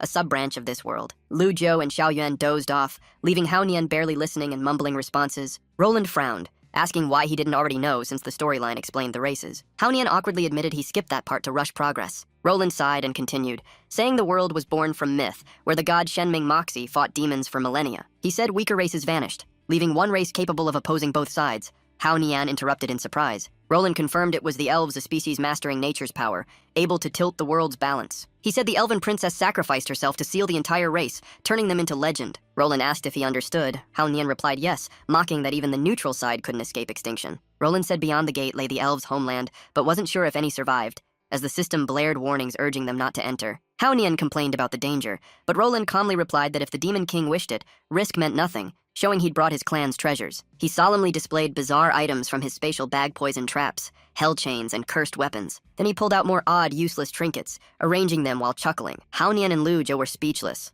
unsure how to react as humanity's hope prepared demonic gear to please the Demon King. The group entered an ancient cave covered with talismans. Roland said the gear was secondary, and he'd handle the fighting, making Hao Nian reluctantly trust him. Seeing their trust, Roland smugly promised to share all rewards equally. Hao Nian replied sarcastically. Roland grew more arrogant, praising himself as a world-blessed genius, oblivious to Hao Nian's coldness. They crossed a long bridge while Roland kept lecturing about saving resources and unseen dangers. Then the group walked on a blood-red path as he rambled until the system cut in, announcing an A-rank monster battle. Roland panicked, shouting that he wasn't ready while Xiaoyuan trembled, admitting he accidentally triggered the trap. A massive crimson beast named Blood Howl Beast appeared, roaring that humans must not trespass the elven sanctuary. It lowered its head arrogantly, its voice echoing as it demanded they retreat forever. Faced with its might, Du stayed silent and still. Seeing no reaction, the beast assumed they were scared and arrogantly offered mercy if they obeyed. Xiaoyuan hurriedly apologized, making the beast blush awkwardly, but before he could finish, Du coldly ordered everyone to step back so he could face it alone. The group quickly retreated, leaving Du alone, though he felt a brief emptiness before turning as a sound came from behind. Roland then pulled out a strange glowing item, introducing it as an S-rank demonic artifact called Hellbreak Mode. The system described it as boosting all combat stats by 30% for 5 minutes, after which the user became exhausted and slowed by half for 30 seconds. Du instantly unleashed his power, his body engulfed in golden lightning like a war god descending. As thunder struck the Bloodhowl beast, the group gasped, shocked that such a strong foe was being overwhelmed. Hao Nian confusedly wondered why humanity's hope was using a demonic weapon. Xiao Yuan nervously urged them to support Do, her voice hesitant. But when she turned, she was horrified to see her teammates relaxing casually, one even saying it wasn't serious. Xiao Yuan froze, unable to believe their indifference amid a deadly battle. Ahead, Roland and the Bloodhowl beast clashed fiercely, shaking the ground. Roland spun midair and struck with a powerful palm, shouting to finish the enemy. The Bloodhowl beast recoiled in fear, turning pale purple and trembling as it begged for mercy. But just as victory seemed near, the artifact's effect ended, and Du lost all his power, returning to normal. Both opponents looked awkward, their eyes meeting as if thinking of just hugging it out. But the Bloodhowl beast quickly roared, reclaiming dominance and declaring its counterattack. It stomped hard, cracking the ground as dust rose like a storm. From its back, it drew a massive heavy weapon to deliver a fatal blow. The giant axe came down right where Du stood. Xiao Yuan screamed in fear, urging everyone to save Du before he died. But the beast didn't stop, raising its weapon for another strike. Suddenly, the space lit up as a mysterious figure appeared amid white mist. Roland knelt in shock, recognizing the figure and exclaiming, "Mr. Qin." He quickly warned Hao Nian not to fight, since he clearly wasn't the beast's match. Du stared at Hao Nian's hand in disbelief he was holding, a half-eaten roasted chicken leg. Without a word, Hao Nian suddenly charged, using the chicken leg as a weapon. Roland turned pale and shouted, asking if he planned to bribe the boss with food. Du screamed in despair, telling Hao Nian to stop, saying the boss didn't even like snacks. Roland muttered helplessly that the Bloodhowl beast was technically a chicken-type creature, making the scene even more absurd. The enraged beast roared that a level 26 fool dared challenge it. It raised its axe again for a finishing strike. But Hao Nian's face darkened as he activated the skill Roast Chicken Empowerment. With a thunderous cry, his attack shone brightly across the space. The shocking result: the Bloodhowl beast was completely annihilated, leaving the group cheering in disbelief. Roland stood frozen, stammering, unable to comprehend what had just happened. Lu Zhou looked at Hao Nian admiringly, believing it to be a divine weapon granted by the Demon King, while Xiao Yuan wondered if each person might get 20 of them. Immediately after, Roland furiously grabbed Hao Nian's collar, shaking him and yelling why he didn't use it earlier, while Hao Nian calmly replied that Roland had said he was already prepared. Du straightened his tie, solemnly stating he'd believed his endurance was enough to defeat the monster after its weakened phase. Roland calmly interrupted, suggesting they check the boss rewards and summoned a glowing green gem. He declared the loot belonged to Hao Nian's group, then wrapped his hand with rune cloth for self-healing. As Hao Nian admired the gem, Xiao Yuan urged him to open it quickly while Lu Zhou doubted his luck and wanted to do it herself. After a moment, Hao Nian opened the chest, pulling out many items, his eyes lighting up with satisfaction. He quickly calculated the profits, realizing the money and materials were enough for long-term growth as the system listed detailed rewards. Although pleased, Hao Nian muttered that compared to the Demon King's roasted chicken leg, all of it was worthless, feeling proud to serve him. Xiao Yuan asked about equipment. Lu Zhou confirmed none, and Hao Nian chuckled that trading one chicken leg for this much was fine. Roland silently pondered something beyond loot. After a long silence, Roland softly spoke as if recalling something serious. His face hardened, eyes sharp as he sternly questioned the origin of Hao Nian's artifact. A long sword appeared in Roland's hand, his tone calm but deadly, as he asked if it was a gift from the Demon King. He raised his sword defensively, repeating the question, his gaze turning colder. Xiao Yuan panicked, fabricating a story about finding the item in a rare leveling chest to hide the truth. Sweating heavily, she forced a smile, claiming it was mere luck. Hao Nian immediately agreed, nodding to support the lie. Lu Zhou quietly touched her weapon, suspecting Roland was the one lying. Roland stayed silent, his cold eyes seeming to pierce through their excuses. Lu Zhou sensed imminent danger, feeling a fight was about to break out. But unexpectedly, Roland simply left, telling them to divide the loot themselves, leaving her stunned. Lu Zhou stood frozen, unsure whether Roland was truly naive or hiding motives. Hao Nian smiled knowingly at her, saying Roland made him realize something. Hao Nian grew doubtful, finding it strange that the Demon King gave them such a powerful weapon. He paused midway, eyes flashing with deep suspicion. Lu Zhou anxiously pressed him to finish his thought. Hao Nian suddenly concluded that the Demon King actually wanted to raise the elves, which Lu Zhou excitedly agreed with. Hao Nian explained that the Demon King had anticipated the map's difficulty and gave the artifact so they could survive. He subtly hinted that finding the elves was a gesture of goodwill toward Xia Yuan, which Lu Zhou instantly understood. Their coordination impressed Hao Nian, who praised her, while Lu Zhou confidently replied. Xiao Yuan watched silently. Xiao Yuan could only smile helplessly, thinking the two were truly strange. Suddenly, a level 108 monster appeared blocking their way, roaring a threat to stop them. It lunged forward with sharp fangs ready to pierce everything. Its claws slashed out, but Roland and Hao Nian dodged swiftly. The creature swung its iron-like tail again, and Hao Nian leapt high to evade. Roland instantly activated Spatial Shift, appearing above the monster's tail with his sword drawn. He struck down with full power, golden light spiraling around the enemy's tail like a violent storm. Under immense pressure, the monster's tail twisted out of shape, making it stare at its own body in horror. Taking advantage, Hao Nian used roast chicken empowerment combined with the low-level skill random trash throw. A barrage of odd items, tiny hammers, liquor bottles, and rubber ducks flew at the enemy. Hit by the ridiculous attack, the creature roared furiously, demanding to know where the trash came from. But before it could rage, its eyes froze in terror. Hao Nian raised his glowing sword, shouting a death sentence for the Guardian. Both struck simultaneously, their energies merging into a massive explosion that obliterated the monster's body. Roland landed calmly, declaring victory, while Hao Nian folded his arms smugly. The dying foe couldn't believe its defeat. It weakly tried to file a complaint about NPCs using illegal items. The system coldly acknowledged, deducted morality points, and flatly stated there would be no further action, leaving it speechless. It let out its last breath in frustration. The system announced its death and loot money, a broken branch, an old console, and a love letter. Roland stood on the thin water surface, lost in deep thought. The system updated the team's level. Roland looked at the shining gate ahead, saying the clue to the elves lay within. The door was sealed by the elves themselves to protect sacred power, signaling great danger ahead. Roland analyzed carefully, vowing not to repeat mistakes, prompting the system to issue a warning for excessive probing. He suddenly shouted, startling Hao Nian with the unexpected scolding. He yelled again, making Xiao Yuan so frightened that Lu Zhou had to carry her away. At that moment, a fierce black creature suddenly appeared before the group. Both Roland and Hao Nian shuddered slightly at its terrifying form. The monster bared its fangs, declaring that humans had trespassed into the elves' land and would be destroyed. Roland calmly mocked it as if watching an old play, leaving the creature dumbfounded. It hurriedly repeated a new threat, trying to sound scarier. Hao Nian quietly said the scene looked like a game he'd seen before. Roland agreed, further confusing the creature. The creature panicked, checking its dialogue script aloud, leaving the group speechless. Looking closely, they found the monster was actually a tiny elf clutching a villain script, screaming in panic when exposed. In an instant, the elf was trapped in a glass jar, crying and wailing in disbelief at being caught so easily. As it struggled, the system announced major team rewards, granting Hao Nian an additional holographic projector. Roland reported that the teleport gate was open. Hao Nian and Lu Zhou joked about the easy difficulty, angering the elf. Offended, the elf declared it was only a replica of its master, the strongest elf of the kingdom, making Hao Nian repeat the title in doubt. Mentioning the master, the elf told of a peerless, red-clad female warrior who remained after the kingdom's fall, guarding the land for 1,000 years. It affirmed that she was the greatest soul of the elf race, the final shield against all greed. Roland listened excitedly, bouncing with interest while Hao Nian cheered, seeing it as good news, leaving the elf stunned by their logic. After some hesitation, the elf continued, saying the master accidentally ate poisonous mushrooms and died, its voice trembling in embarrassment. Moments later, her figure appeared, a red-eyed woman of overwhelming S-rank aura, identified as the grand boss of the ancient elven kingdom. Hao Nian wondered if it was truly her soul, and Roland also doubted the cause. Xiao Yuan guessed she was dead, but Hao Nian immediately denied it, saying the demon king wouldn't send them to a grave. Roland agreed since elves couldn't truly die. Roland examined the area carefully, confirming no signs of battle, ruling out assassination. Hao Nian suggested she might have committed suicide, surprising Roland but forcing him to admit it was a bold theory. He suddenly found a red-dressed skeleton and shouted that he'd discovered the cause of death. Roland concluded that loneliness had split her elven self, turning her soul into malice while her body slept. To complete the quest, they must destroy the malice to awaken her. The small elf in the jar froze, thinking Roland was completely wrong, insisting that the body was merely a dried corpse. Noticing the elf's odd reaction, Roland questioned it, making it panic and flatter him frantically. He quickly sensed a greater threat, suspecting S-rank elven warriors were beyond their ability to handle. He glanced at Hao Nian, trying to shift the task, but Hao Nian immediately refused, saying he'd used all his items. Roland sighed, pulling a glowing object from his sleeve,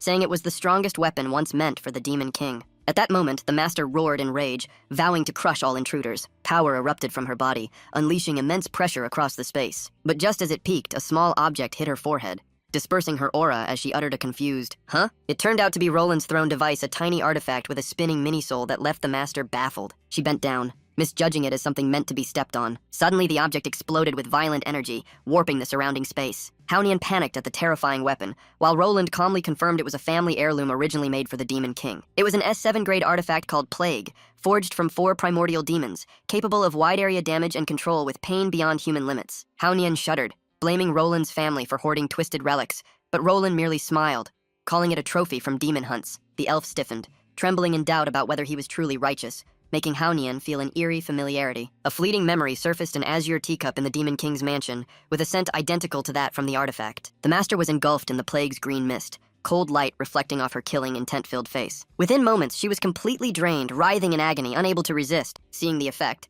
Roland landed calmly and declared successful containment. He then turned into a streak of light, shooting toward the master like a meteor. Roland unleashed full power, maxing all his skills, his aura blazing as he dove like a falling star. He drew his sword back, shouting a command, the roar echoing like a dragon. Trapped in the plague mist, the master turned in shock as he appeared before her. Roland instantly thrust his sword through her abdomen, the motion so swift that time seemed to stop. The master stared wide-eyed, stammering in disbelief that he was a high-level NPC. Roland replied only with a cold smile, twisting the blade relentlessly, making her tremble in fear. She stepped back, voice quivering before turning cold, declaring him the true demon. He swung his sword into a deadly vortex, each strike crushing the master's soul toward suffocation. The elf in the jar teared up watching her master tormented, angrily shouting that he was no different from a villain, far too cruel. Hao Nian watched in awe at Roland's power. Seeing him as humanity's last hope, the elf, hearing that, asked fearfully. Hao Nian sternly mentioned the prophecy, while the elf added they'd once heard a similar rumor from a mysterious voice. The prophecy said that after the two worlds merged, the one who wielded a gun would lead humanity to destroy the Demon King, becoming the final hope. At this, the elf bowed its head in despair, saying that hope was actually the greatest source of despair. Meanwhile, despite being bound, the master forced herself up, roaring that her 1,000-year will could never be destroyed. She gathered her last strength, shattering the chains and unleashing one final surge of violent power. Facing the destructive wave, Roland calmly noted that the plague's effect had expired. Seeing the master's HP drop to 3%, he muttered regretfully that it wasn't enough to finish her off. The master still screamed, vowing not to let humanity defeat her. She charged in fury. Speaking of the child her race had once protected, Roland responded coolly, maintaining his defense. He delivered the final strike with pity in his eyes, lamenting the tragic fate of a forgotten elven warrior. The killing slash pierced her neck, her spirit body dissolving as fragments of light scattered like ash. Roland sighed softly that her life ended by poison, and her afterlife still met the same fate. Silence reclaimed the space. The master's body lay motionless as Roland turned away, his face cold, sliding his sword back into its sheath. Hao Nian landed, giving brief praise. Roland coldly brushed it off, telling him to check the corpse instead of flattering. The master's fading soul tearfully reproached them before vanishing in resentment. The jar containing the small elf fell, echoing hollowly. Roland frowned, noticing there was no loot and even the elf had disappeared. He reasoned he'd been too brutal with the boss, while Hao Nian complained that he was only realizing that now. Roland looked at the dried remains, saying there was only one option left. He decided to bring the body back to the Demon King as an offering, despite Hao Nian's loud objections. Suddenly, purple light enveloped them, red runes flooding the air, making the group panic, thinking it was a trap. Hao Nian suspected Roland had angered a spirit, while Roland quickly defended himself, saying he'd only triggered a seal by accident, then got interrogated about when he started carrying the corpse. They stopped arguing as the barrier around them cracked. The elves' supreme seal was breaking. An ancient door emerged, white light pouring out, and Hao Nian grew uneasy, sensing something was being released. From within stepped a silver-haired girl, trembling as she called, "Sister, Master." It was the elven princess Shini, awakened after 1,000 years, searching for her lost sister. But upon seeing her sister's corpse slung over by strangers, she froze in shock. The trauma was too great. Shini, newly awakened, collapsed, turning to stone midair before hitting the ground unconscious. The group stood dumbfounded, staring at the last living elf cracking like a rice wafer right after revival. Amid the tragic silence, Roland casually remarked that her crispness was still friable, leaving everyone speechless. He suggested Hao Nian switch roles so he could handle the glue repair, even proposing to remove her head for easier patching, making the petrified princess tremble as if about to shatter. Suddenly, a brilliant light burst from where the princess lay. A rainbow light tore through space, forming a portal between dimensions. The beam shot into the atmosphere, both magnificent and terrifying. When the light faded, Shini turned to ash, leaving only a charred body and faint red embers. Hao Nian was choked with grief, unsure what to do, while Roland's cold sarcasm enraged him. As he despaired, An Lu appeared, coldly threatening to kill them for failing before committing suicide. Lu Zhou calmly ordered a search of the ruins to check for survivors. Xiaoyan immediately followed, and Liu approved, while Roland suddenly noticed something strange about the princess's corpse. From her chest emerged a red gem, the legendary Alpha Stone, the core of elven intelligence. It was the artifact the princess intended to destroy, sealed for 1,000 years, an S+ relic containing ancient wisdom. Roland examined it, concluding it could shake the heavens since it held all elven knowledge. Hao Nian asked in awe if owning it meant wielding the elves' full power,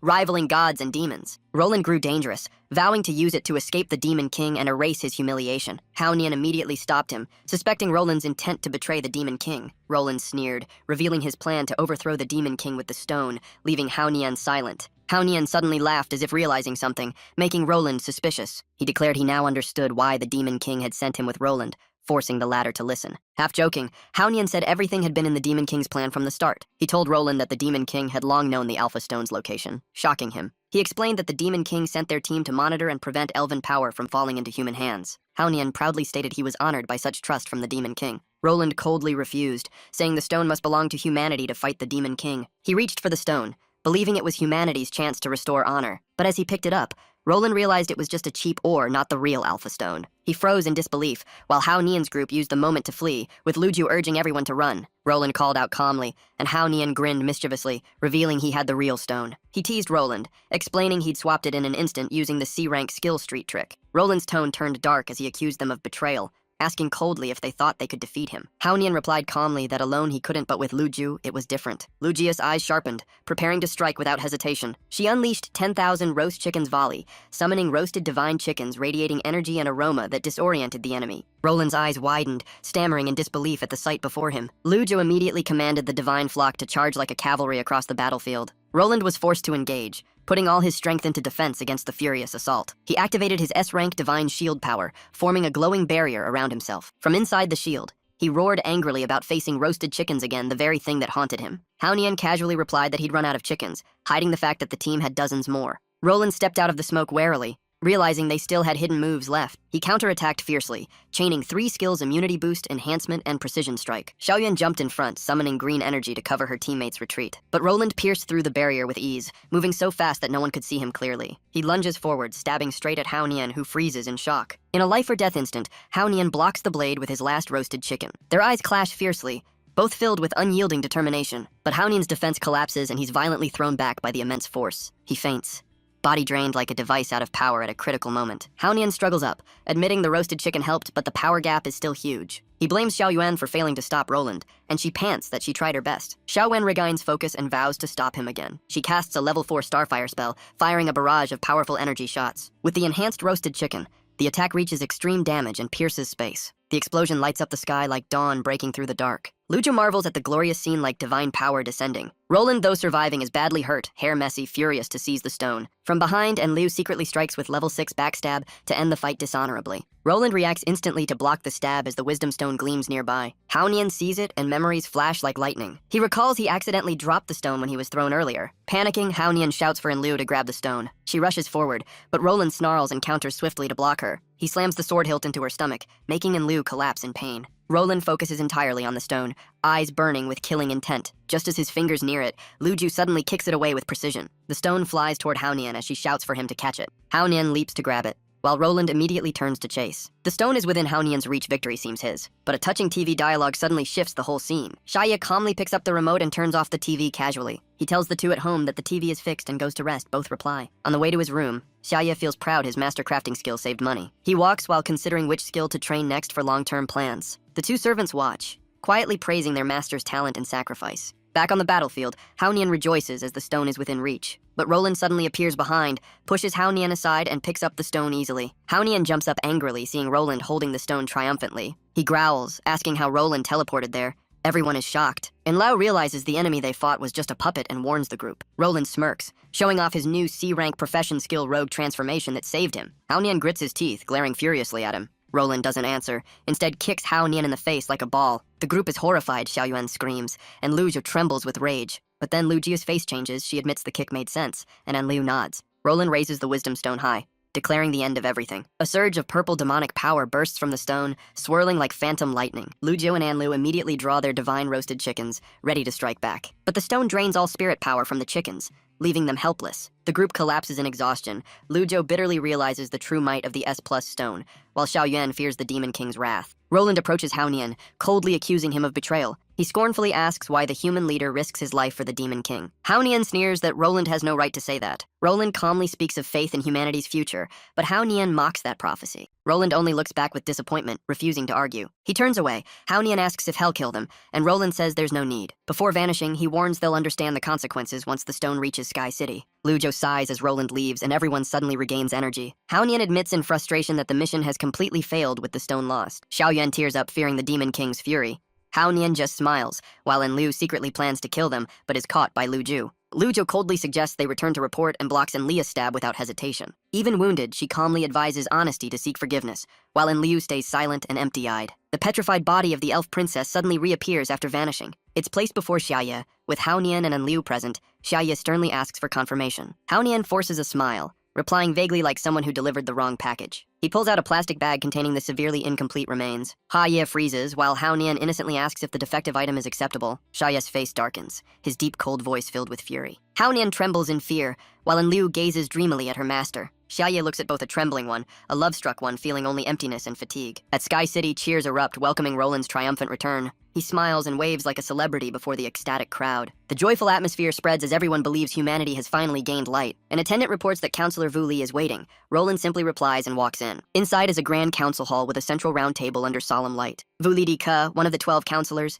stares coldly and sternly questions Roland. The other counselors turn to listen as one asks about the true hope Roland mentioned. Roland steps forward, raising the crimson stone Hong Xiaofo, declaring it the treasure he won for humanity. The glowing red gem floats in midair, its light silencing the entire council. At the same time, Xiaoye softly asks his two confused subordinates, as if nothing serious happened. He observes the charred elf princess's body, thinking this strange souvenir must still be expensive despite the burns. Hao Nian and Enliu freeze, shocked by Xiaoye's calm joy. Both quickly adjust Hao Nian relieved the master isn't angry, while Enliu believes she's specially favored. Xiaoye examines the corpse with interest, confidently saying he can repair it thanks to prior similar research. Hao Nian panics, fearing Xiaoye might use glue like Roland once did, leaving Enliu disillusioned. Xiaoye calmly analyzes the main damage at the chest, saying if that area is restored, the rest is easy. Hao Nian recalls Roland's words that the chest holds the elf's essence.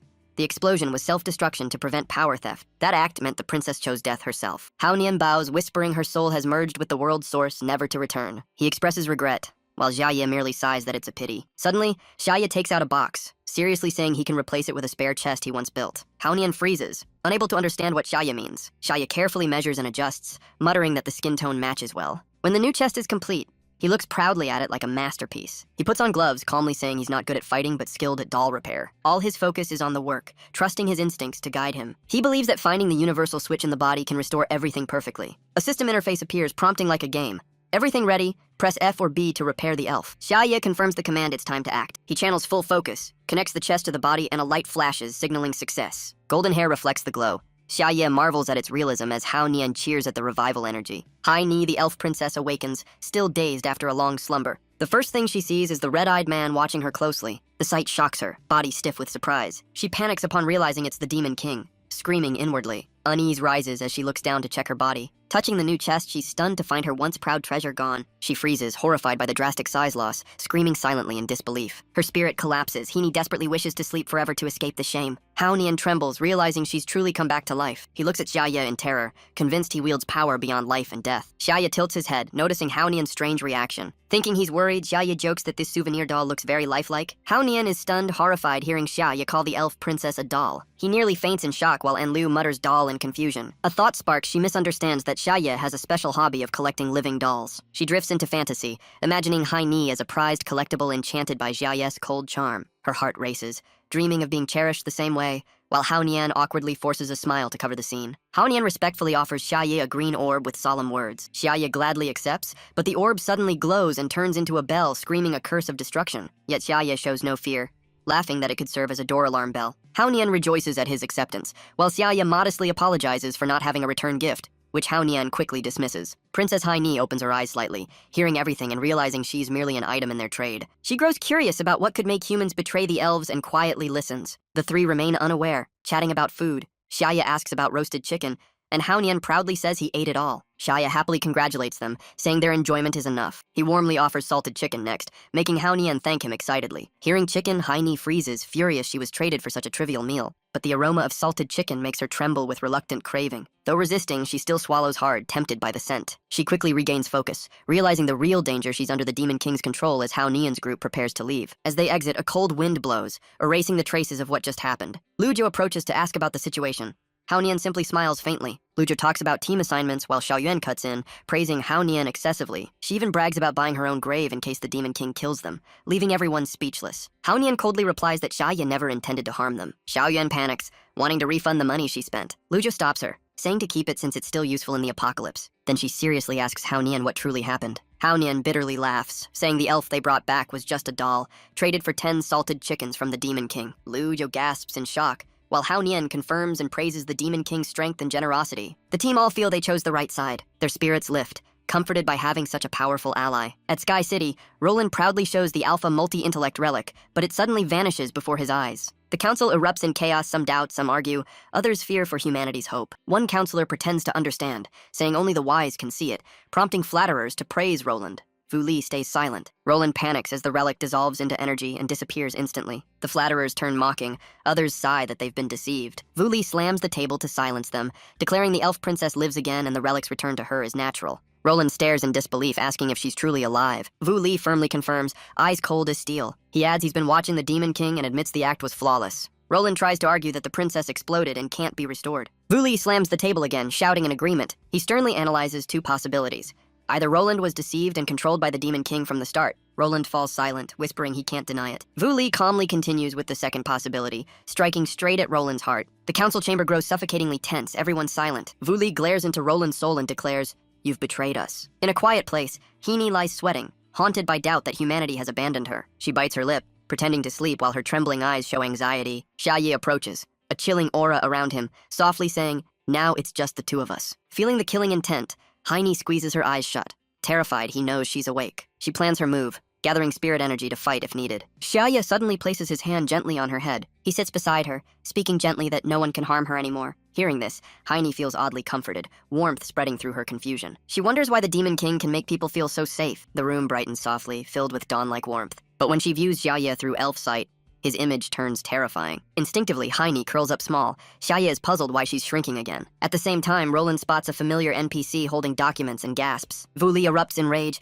declaring Roland a traitor and cornering him. Roland tries to stay calm, ready to defend himself, but Vu Li waves his hand, ordering immediate action. Lasers rain down from above, with another beam striking from the opposite side. The two beams intersect, forming a transparent energy cage trapping Roland. Roland is horrified at how easily he's caught, while everyone stands shocked. From afar, NPC number 7 rushes in, shouting that Roland is humanity's last hope. But before finishing, a massive force strikes him from afar. Roland watches in terror as his loyal subordinate smashes into the wall, body shredded like a rag doll. From the spatial edge, Vu Li's booming voice calls number 7, echoing like a victory hymn. A heavy, murky aura spreads around NPC 7, faintly toxic. Vu Li calmly lowers his gun, aiming straight at the youth. The weapon's appearance stuns everyone. Only Bishop Bu Chi remains alert. Someone exclaims it's an S+ divine weapon, God Morse's third demon-slaying gun. Vu Li locks eyes on 7, channeling illusion magic, invoking Morse's might. A boundless force radiates out, irresistible to all beings. NPC 7 falls under hypnosis, bowing in submission to Vu Li. Vu Li smiles in satisfaction, but Roland's furious roar cuts through. Vu Li doesn't answer, simply raises the gun toward Roland. A voice protests that it's the wrong time for such action. Vu Li calmly replies the situation is beyond control, requiring force. He scans the room and lightly pulls the trigger, saying they'll see who betrays below. Scene shifts to Xia Yi as Bao Bao hesitantly calls his name. Xia Yi is putting on shoes, preparing to go out. Seeing Bao Bao watching, he smiles and says he's off to inspect the elf doll. He frowns, adding that since the doll won't return to humanoid form, it may be broken. Bao Bao points at itself with pleading eyes, asking to come along. Touched, Xia Yi still shuts the door, telling it to guard the house and keep mice out. The sky suddenly darkens as thick clouds roll in. Cold gusts sweep through the air. Xia Yi looks up, face serious, sensing trouble ahead. He touches his head, wondering if it's just going to rain, then cheerfully pulls out an umbrella, glad he brought one. Back at the council, Vu Li points his gun at Roland, voice burning with anger as he asks if Roland will resist. Amid the tension, Bishop Bu Chi remains calm. Vu Li eyes him, reminding that both belong to the militant faction. Bu Chi nods. He glances aside, thinking if there's a chance. Hellfight, remembering the cat that once slew a level 84 monster. But now, summoning God Morse's divine weapon is the last card, strong enough to rival the Demon King, though the outcome is uncertain. If given a chance to turn the tide, he wouldn't waste it and asks Roland's opinion. Roland hesitates, sensing something wrong. Bu Chi turns to Vu Li, proposing open war and that Vu Li himself should strike, as only the wielder of the demon-slaying divine weapon is fit to face the Demon King. Vu Li stares silently, not answering yet. Then he nods, holstering the gun, admitting the point is valid. Bu Chi takes the chance to request withdrawal. Vu Li waves firmly, declaring approval to act.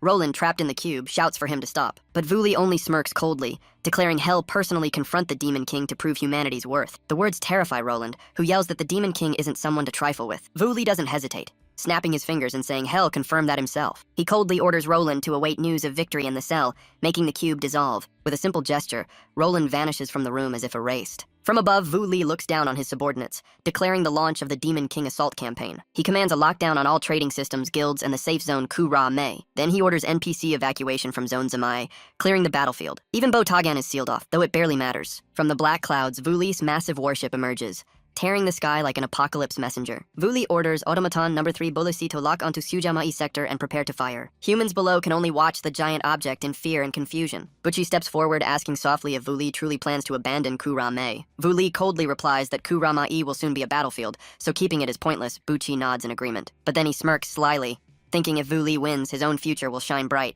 In the sky, Vu Li roars the command like thunder. All forces march! On the ground, countless soldiers raise gleaming weapons ready for war. Even if they can't kill the Demon King, they must reclaim the elf princess. Vu Li lifts his head, voice resounding like a vow. He orders full media connection, preparing for a global broadcast. He wants the world to witness humanity's light of hope. At the same time, Xiaoye arrives to find the shop closed and frowns in confusion. Finding it strange, he senses something wrong. A naive thought flashes maybe today's a holiday. But suddenly, chaos erupts as townsfolk flee screaming warnings, leaving Xiaoye frozen. He looks around blankly, thinking they might be celebrating. A distant shout tells him to run because Buan Tai Gang has shut down, leaving him wide-eyed in confusion. He wonders if even divine systems get holidays how humane. While daydreaming, a sheet of paper falls before him. He picks it up. It's a newspaper with the headline, Zamai District Property Prices Plummet. He mutters the words, still processing. Then his knees give way as he realizes the situation is out of control. Footsteps thunder behind him, an armed squad advances. Steel barriers rise gleaming, killing intent filling the air. Xiaoye realizes he's surrounded. Leading them is Vu Li, coldly declaring the target has been captured. Xiaoye looks dumbfounded, asking what crime he's accused of. From the pouch at his side, tiny Hai Ni pokes her head out, yawning and asking if she overslept again. She freezes upon seeing the armed army, crying out in panic. A thought flashes. Could the war between humans and demons reignite because of her, repeating past tragedy? In the tense air, Xiaoye gently reassures her, saying not to fear and that he'll count to 3. He begins counting 1, making every soldier tense up. Hai Ni bursts into tears, pleading not to fight the Demon King since none can win, while Vu Li and his men hold their breath as Xiaoye continues. 2. Hai Ni realizes she caused this chaos and wonders if she deserves happiness. When 3 ends, Xiaoye suddenly doesn't attack but dashes away, shouting for everyone to run. Hai Ni watches in disbelief as he flees instead of fighting, frozen in shock. A human demon asks Vu Li whether to pursue. Vu Li stops him, suspecting it might be a trap. Moments later, they see Xiaoye staggering before collapsing like a cut kite. The soldier asks again, and Vu Li frowns, saying it looks even more suspicious. Even so, they bind Xiaoye, who trembles in fear, face pleading. One soldier sighs that it's too easy. Vu Li nods, admitting he was startled too. Vu Li asks if they checked the elf or the wisdom stone. The man replies Xiaoye scared them too much to search. Hai Ni hides behind a rock, watching everything unfold. She observes, filled with doubt. She wonders why Xiaoye, though powerful,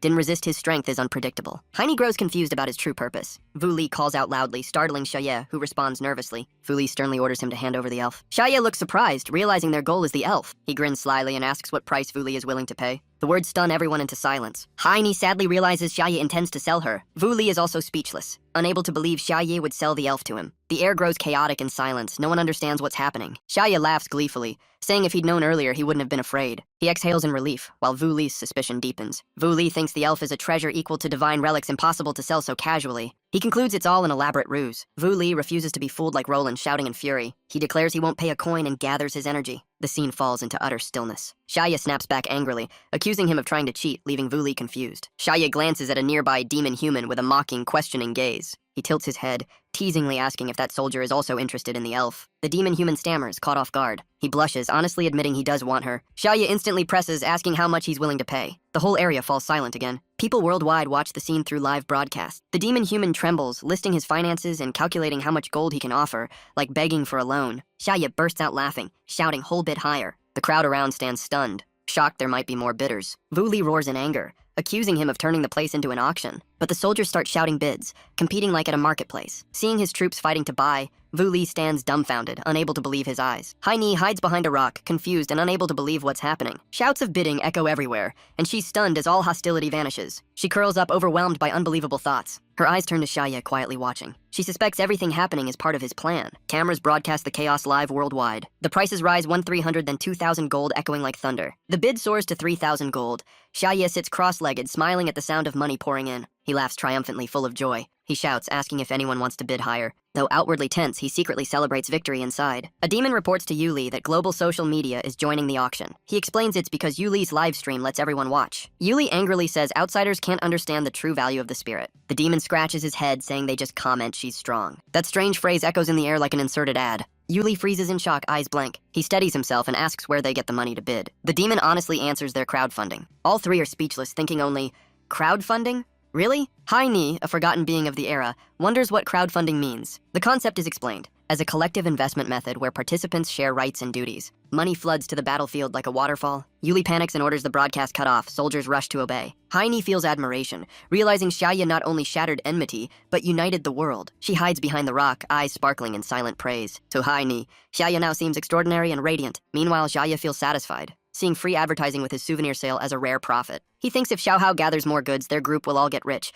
praising buyers as if they found divine relics. At the same time elsewhere, Xiaoyuan and Haonian sense the Demon King thinking of them, as their mission board reports a 1,500 EF reward. On the battlefield, Hai Ni steps out trembling, Calling Xia Ye, their eyes meet. With tears, she chokes out, asking if he truly intends to sell her. Her words leave Xia Ye speechless. After a moment, he calmly says he's just trying to survive. Images of cruel enemies flash in his mind, eyes cold. Xia Ye explains that if he didn't hand her over, they'd take her by force. Hai Ni asks why not resist. Xia Ye replies that fighting only breeds more hatred and bloodshed. In his mind, he sees himself beaten brutally for daring to resist. His words deeply move Hai Ni, making her see violence only begets violence. She realizes that's why the world stays trapped in war. She understands Xia Ye bears the sin of war to break its vicious cycle. A demon king with such compassion must be someone truly extraordinary. Hai Ni softly says that if it's Xia Ye, perhaps a peaceful world could be born without bloodshed. Xia Ye is stunned to hear those words from her. He looks at her emotionally as Hai Ni trembles, vowing to devote herself to the ideal of peace. Just as she swears, the auction sound rings. Xia Ye is stunned as the bid hits 400 gold. Hai Ni freezes, displeased, while the cold voice continues to confirm the bid 3 times. A demon announces Yu Li's victory,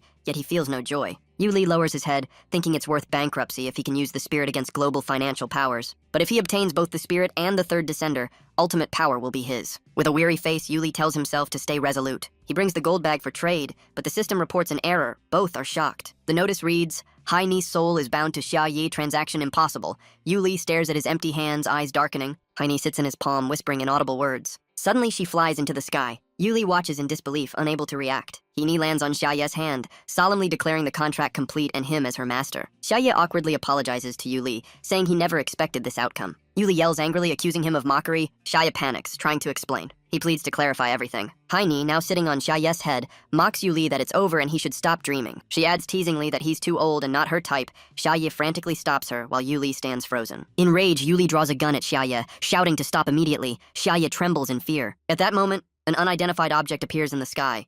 Yu Li threatens to fire the cannon first. The massive cannon begins charging energy. On the ground, a cat grooming itself notices the anomaly, eyes flashing alert. The cannon's energy condenses, nearing firing level. Inside, technicians follow Yu Li's orders, shouting readiness to fire the pseudo-demon cannon Babo Lot. Target confirmed. The safe zone of Jimei City. In the sky, citizens panic at the sight, alarms blaring of a map cannon appearance. People flee in terror, screaming if they're the target. But it's too late, the cannon glows crimson like a blood sun. The shout fire echoes everywhere. The operator raises his hand to press the launch button. Suddenly, the earlier cat leaps onto his hand. He is shocked, not knowing where it came from. But the touch snaps him out of it. He stares at the cat. The cat glares and scolds sternly not to aim weapons at others' homes. An alarm beeps beneath its paw. It looks down, eyes widening in surprise, then calmly asks, "Can I press this?" Before anyone can answer, the cannon explodes, a red beam piercing the sky to the ground. The energy wave engulfs the city as people scream in panic. The light from the sky descends like divine punishment. Someone cries out in despair as the city nears annihilation. The beam shifts blue, sharp like a colossal blade. A man trembles, thinking the energy has stopped, but another replies it hasn't stopped, it's transforming. The pillar of light condenses into a single point at the city's center. A mysterious force seems to be absorbing all the energy. The spiraling light forms a vortex, pulling everything into the void. At the center, Bao Bao opens its mouth, absorbing all the power into its tiny body. An NPC stammers in terror, unable to believe his eyes. He trembles, realizing it's the Origin creator's energy power beyond all laws flowing into Bao Bao. Soon, the raging energy is completely devoured without a trace. Bao Bao burps loudly, then glares at the NPCs in annoyance. It pats its round belly, muttering the taste isn't bad,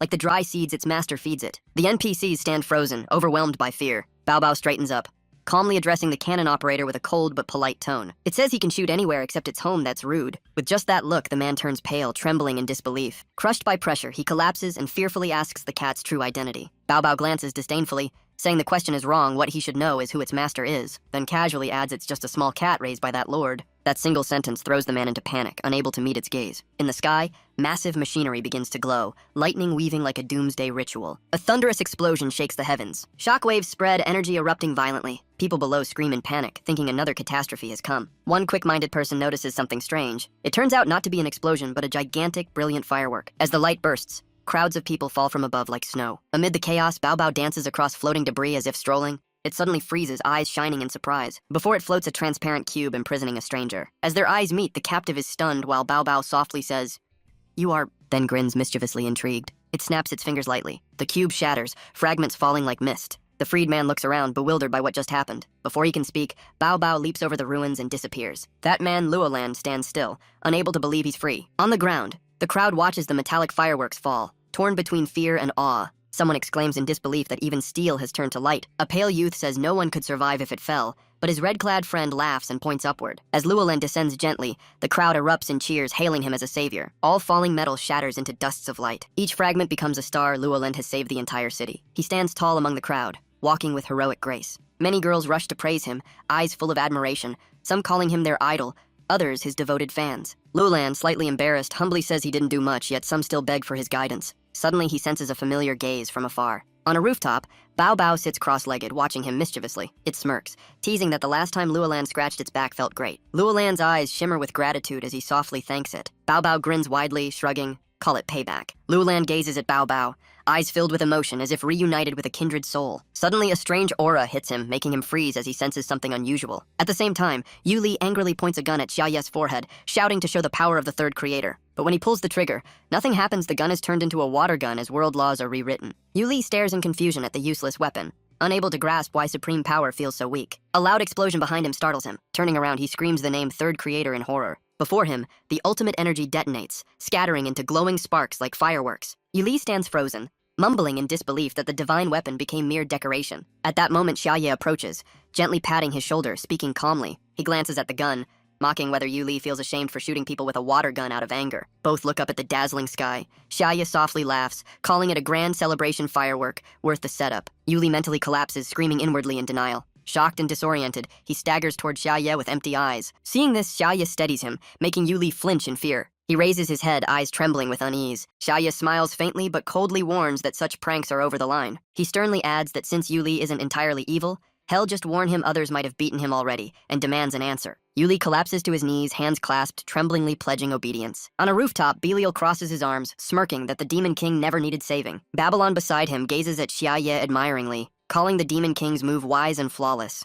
They conclude, claiming the Spirit Princess, defeating top-tier humans, destroying the ultimate weapon, crushing his foes while every step executed perfectly. Xiaoye suddenly glances toward the roof, sensing something. But only the wind remains. Belial and Babylon have vanished. He stands silent, searching aimlessly. Heine curiously asks what's over there. Xiaoye indifferently says it's just his imagination. He dusts off his hands, deciding to head back since the deal failed. Heine asks in surprise if she can really go home with him. Xiaoye coldly replies she's bound to him now, so she has no choice. He sarcastically asks if she's worth selling, then sighs, learning she's useless. He mutters, hoping the vacation ends soon, while two cloaked figures secretly watch. Even from afar, Xiaoye's words echo like a prophecy of collapse, stunning the two. One hurriedly reports that Xiaoye and Heine have departed. Yuli now kneels, eyes lifeless, endlessly repeating apologies. He trembles, begging for forgiveness in a fearful voice. The two nearby can only sigh, eyes filled with helpless pity. One laments how foolish Yuli's actions were. In the broadcast, Xiaoye and a brown-haired man appear amid celebration. Rumors say Heine was Yuli's spoils. The broker behind the deal earns massive profit from it. Among NPC spectators, talk spreads that the third creator was heavily injured. A youth tells Buki that Cut Xia found remains. Buki orders them brought back to report to the deity. Though Yuli won the auction, he lost the spirit entirely and was taken to Sky City for trial. The first battle between humans and the Demon King ends in failure. Xiaoye screams at the unchanged real estate prices. Babylon and Belial watch quietly, smiling as Zamai now belongs to the Demon King. Luolan, however, feels no joy, stepping into an empty room filled with confusion. Thinking of being saved by the Demon King's servant, he trembles with anger. In the silent room, Luolan sits motionless. He leans against the door, seething at being saved by his enemy. But the humiliation doesn't stop there. He suffers even more recalling Bao Bao's hand saving him, the memory driving him mad. What frustrates him most is that heroic image he can't forget. He shouts his own name, trying to regain clarity. Taking a deep breath, he reminds himself the Demon King is humanity's greatest foe. Yet paradoxically, the Demon King's servant saved Zamai's people. He begins to doubt, wondering if that cat is truly kind. Startled, he bangs his head on the wall to drive away such thoughts. He screams that he's humanity's last hope and must not be tempted. An NPC approaches respectfully, reporting a package for Luoland. He turns back, breathing heavily, face weary. Seeing him bloodied, the NPC freezes in shock. Luoland cautiously accepts the parcel, activating defenses, reminding himself to beware the Demon King. Then he notices a letter on the box sent from the Zami district. Opening it, he finds a heartfelt thank you note from someone he once saved. Inside lies a cute handmade cat on rainbow cotton, a small token of gratitude. Luoland gazes at it, eyes gleaming, murmuring it's so cute it's scary. He sighs, leaning against the door, heart heavy as if stabbed. His face flushes, breath quickens, and one thought fills his mind. He mutters disbelief at the emotions rising inside him. At the same time, Xiaoye receives a new message notification. Seeing Luolan's name, Xiaoye smiles, glad he got the gift. He heads to the bathroom, hanging a towel and calling softly inside. From within the steam, Heine's gentle voice answers. She soaks in warm water, feeling relaxed and touched by Xiaoye's concern. She secretly thinks the Demon King is not only strong but also refined. But recalling the prophecy, her face pales in fear for humanity's fate. Thinking of Hao Nian's group, she grows cold, believing none are fit to lead the world. She tells herself that if the Demon King ruled, war might finally end. She resolves to use her wisdom to help him achieve that goal. Murmuring a name for their future child, she blushes at her bold thought. Suddenly, footsteps and a chilling aura appear. Belial stands before her. The demoness coldly warns Haini not to meddle beyond her role. Under that icy gaze, Haini trembles, speechless. Babylon steps forward, placing a hand on her shoulder with a spine-chilling smile. Haini panics, wondering if they truly serve Xiaye. Feeling their terrifying aura, she swallows hard and stays cautious. She senses their energy differs from the Demon King's, strangely dangerous and unstable. She fears they're defying his orders to seize the spirit's intellect. As they grip her shoulders, Haini trembles, realizing that though the Demon King shows mercy, his subordinates remain ruthless and bloodthirsty. Haini hesitates between resisting or yielding, fearing both the Demon King's misunderstanding and being killed. Suddenly, Belial shouts, scolding her for arrogance. Babylon joins in, both hurling insults while Haini trembles silently. Seconds later, Haini senses something odd. Her fear fades as their words sound like cheap acting. Belial irritably laments the hardships she's endured chasing their master, while Babylon complains about having to play the villain despite her nobility. Belial suddenly cries out, declaring she sacrificed everything for the Demon King.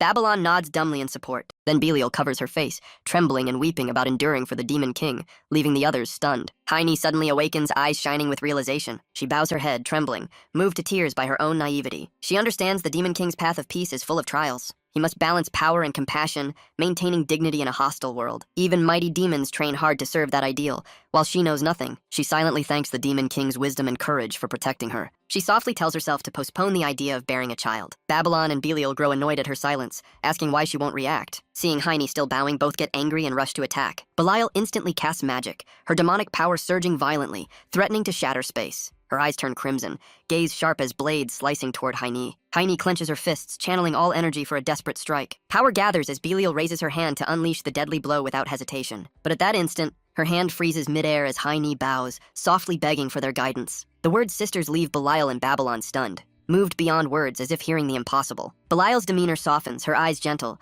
voice tenderly asking what help Haini needs. Haini explains she's the last surviving spirit of a fallen kingdom. She says she wishes to serve Xiaye but feels lost about rules, duties, and his words. She pleads for their guidance, afraid of being cast out and alone again. Her sincerity touches the two demons, their eyes softening with pity. Belial quietly says only they can help her. Babylon smiles in agreement. Their anger fades as Babylon proudly introduces herself as the 101st Heavenly King, promising to protect her. She boasts her shape-shifting skill, often turning into a giant form of strength. Belial gently introduces herself as the sole prophet who first heard the Demon King's prophecy and discovered him. She points outside where Bao Bao lies, revealing it as the future master of demonic beasts who once destroyed the divine weapon number 3. She explains that by the Demon King's order they disguise as low-level pets to infiltrate humanity. Babylon adds its part of his infiltration strategy. Belial tells Haini to just fulfill her role. The Demon King always provides reward and food. Hearing this, Haini finally understands, happily realizing the nickname doll is just part of the Demon King's plan. She smiles in gratitude, gently proposing the three become first-rank sworn sisters. She extends her hand, eyes glimmering with sincerity. Without hesitation, the two demons place their hands over hers, answering in unison. Haini beams brightly, shouting to follow the Demon King's ideal, vowing to build a peaceful world. Her words make Belial laugh, excitedly replying their goal is to destroy humanity so demons can rule. All three shout, peaceful coexistence, while Bao Bao watches slyly from outside. The cat grins, thinking the Demon King favors it above all. Haini sits quietly, recalling her royal past and days of being served. Now she's diligent, happily reporting to Xiaye that the laundry is done. Every morning, she carefully prepares fresh breakfasts as if picked straight from the garden. By afternoon, she fixes the bed, cleans the room, even warms Xiaye's blanket for restful sleep. She's so attentive she clears puddles and uses magic to grow plants, just to keep her master's shoes clean. When Jeannie reaches grade B, her name is officially recorded in the Yang Ni household log. Her devotion makes Xiaye feel relaxed and deeply satisfied. Outside, the scene shifts to a red car, where a voice reveals the Demon King still lives and is gathering power to strike back. An NPC inside reviews files on the Demon King's subordinates.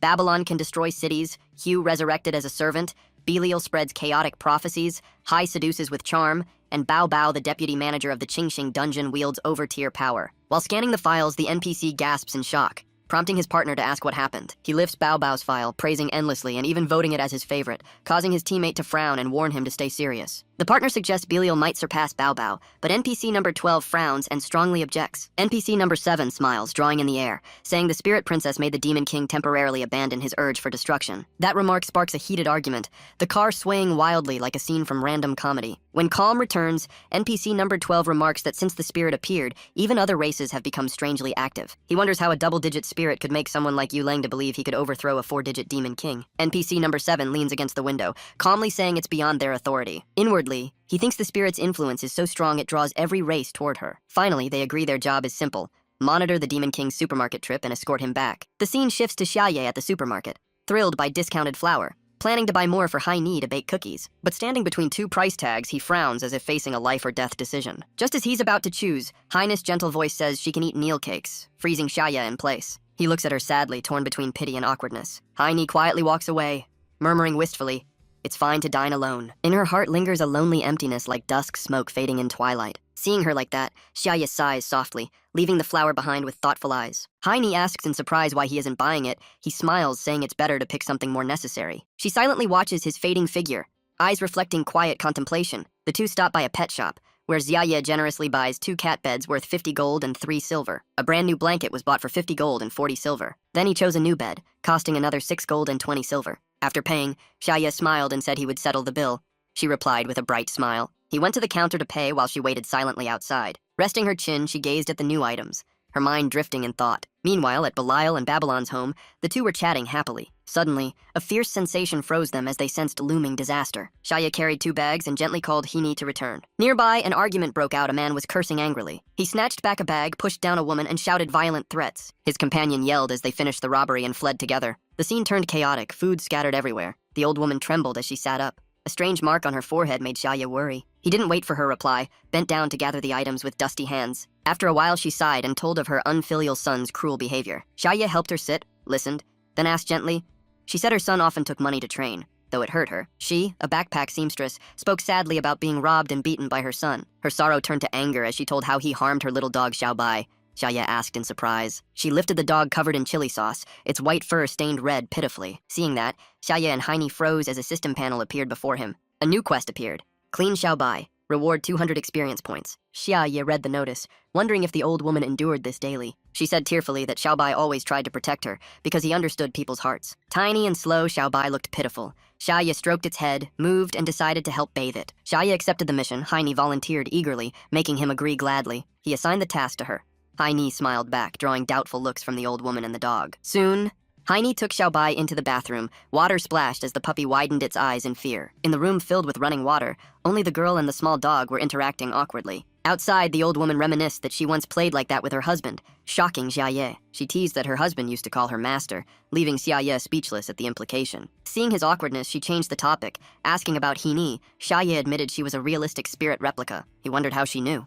She calmly said she had watched the auction's live broadcast. She said Xiaoye's face was famous enough for anyone to recognize. He could only smile awkwardly. She was surprised that such a rare spirit was brought out like a pet, leaving Xiaoye confused. Her suspicious gaze softened, warning him to be careful since many covet spirits. She cautioned that danger was near, and at that moment a monstrous hand grabbed Hai Ni in the bathroom. A giant wolf appeared, licking the spirit girl's head and eerily declaring it had found its target. It introduced itself as Han Lang, a subordinate of Lord Fenji, sent to capture the spirit. He sneered, boasting that this so-called safe zone was meaningless and easy for him to breach. Facing him, Hai Ni calmly recognized the name Fenji Ji and guessed he was a wolf-type mutant. Han Lang praised her rare intelligence among spirits. He went on about his master Fenji Ji, a genius destined to rule the world. Elsewhere, a gray-furred figure sat before a screen, watching everything. That was Fenji Ji, a being of unknown rank, his eyes glowing brightly in the night. Staring at the flickering screen, he gave a single command.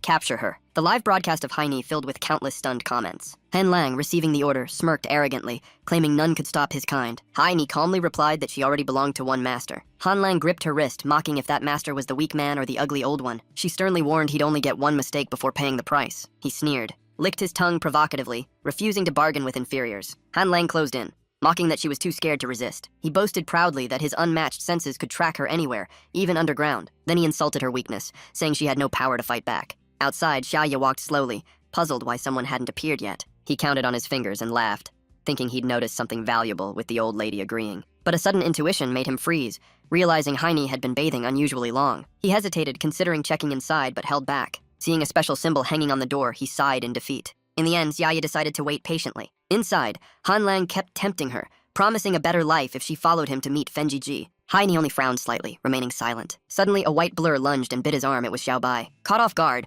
Han Lang roared in rage, staring at the bleeding bite. He cursed the small creature as a worthless weakling. Hai Ni was stunned by the dog's reckless act, her heart swelling with shock and emotion. Han Lang, furious, grabbed the dog's head, shouting as he prepared to kill it. He hurled the dog against the wall like throwing away trash. A faint, painful whimper echoed sharply through the room. Hai Ni froze, staring at the small body thrown aside, eyes blazing with fury. Han Lang ignored it, pulling her closer and demanding obedience. Her face turned cold as she declared the first sin insulting the Demon King was blasphemy. Her eyes flared with killing intent as she announced the second sin insulting the royal bloodline of the Spirit Princess. Han Lang, confused, mocked her words. She raised her hand, spirit energy swirling as she revealed her self-sealed immense power. Sweat streamed down his forehead as his voice trembled. At that moment, Xiaobai's body glowed blue, absorbing Haine's energy. Trembling, it still forced itself to stand with all its strength. Its eyes shone strangely, startling Han Lang that it was still alive. Weak but determined, Xiaobai let out a resonant growl of willpower. Han Lang scoffed, calling it a meaningless struggle. But seeing the data on its body, he froze its level matched his. Level 75. He laughed, realizing a spirit's power could grant others immense strength. But before he finished,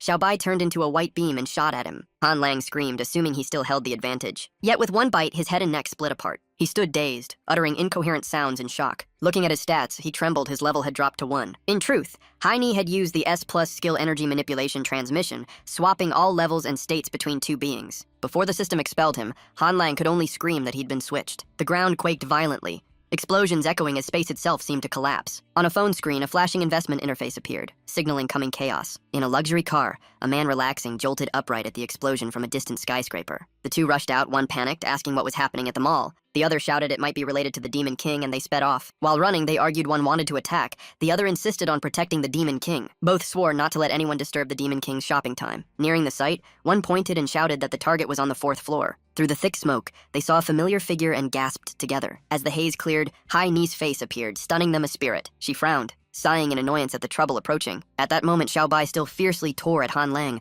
its tiny body showing immense power. Covered in blood yet still cute, it made Heini sigh, knowing she'd have to bathe it again. She gently told Xiaobai to keep secret that she hadn't finished the quest. Han Lang now looked broken, crouching like a beggar stripped of pride. Suddenly, Heini stopped, sensing something unusual. Amid the ruins, only 2 figures were approaching. She pondered briefly, recognizing them as Tian Chung humans arriving late after the battle. They were the same, always fighting, yet unable to defend their own lands. A quiet weariness rose within her. She thought this world needed the Demon King to restore order. At that time, Xia the Demon King himself was pacing anxiously before the women's restroom. He worried over strange noises inside, fearing something had gone wrong. But his behavior drew suspicion from nearby schoolgirls, leaving him gloomy over the misunderstanding. Behind the broken wall, Heini moved toward a wide gap. Holding Xiaobai, she leapt down gracefully like a bird. Landing safely, she immediately faced 2 waiting NPCs. Her beauty left them awestruck, as if meeting a descended goddess. She smiled gently, saying the mutant had been eliminated before they arrived. The 2 NPCs bowed, anxiously asking if Lord Demon King was unharmed. Hearing them also call Xia Demon King, she froze, wondering if they shared her belief. But dark memories surfaced. Belial and Babylon's words about destroying humanity from within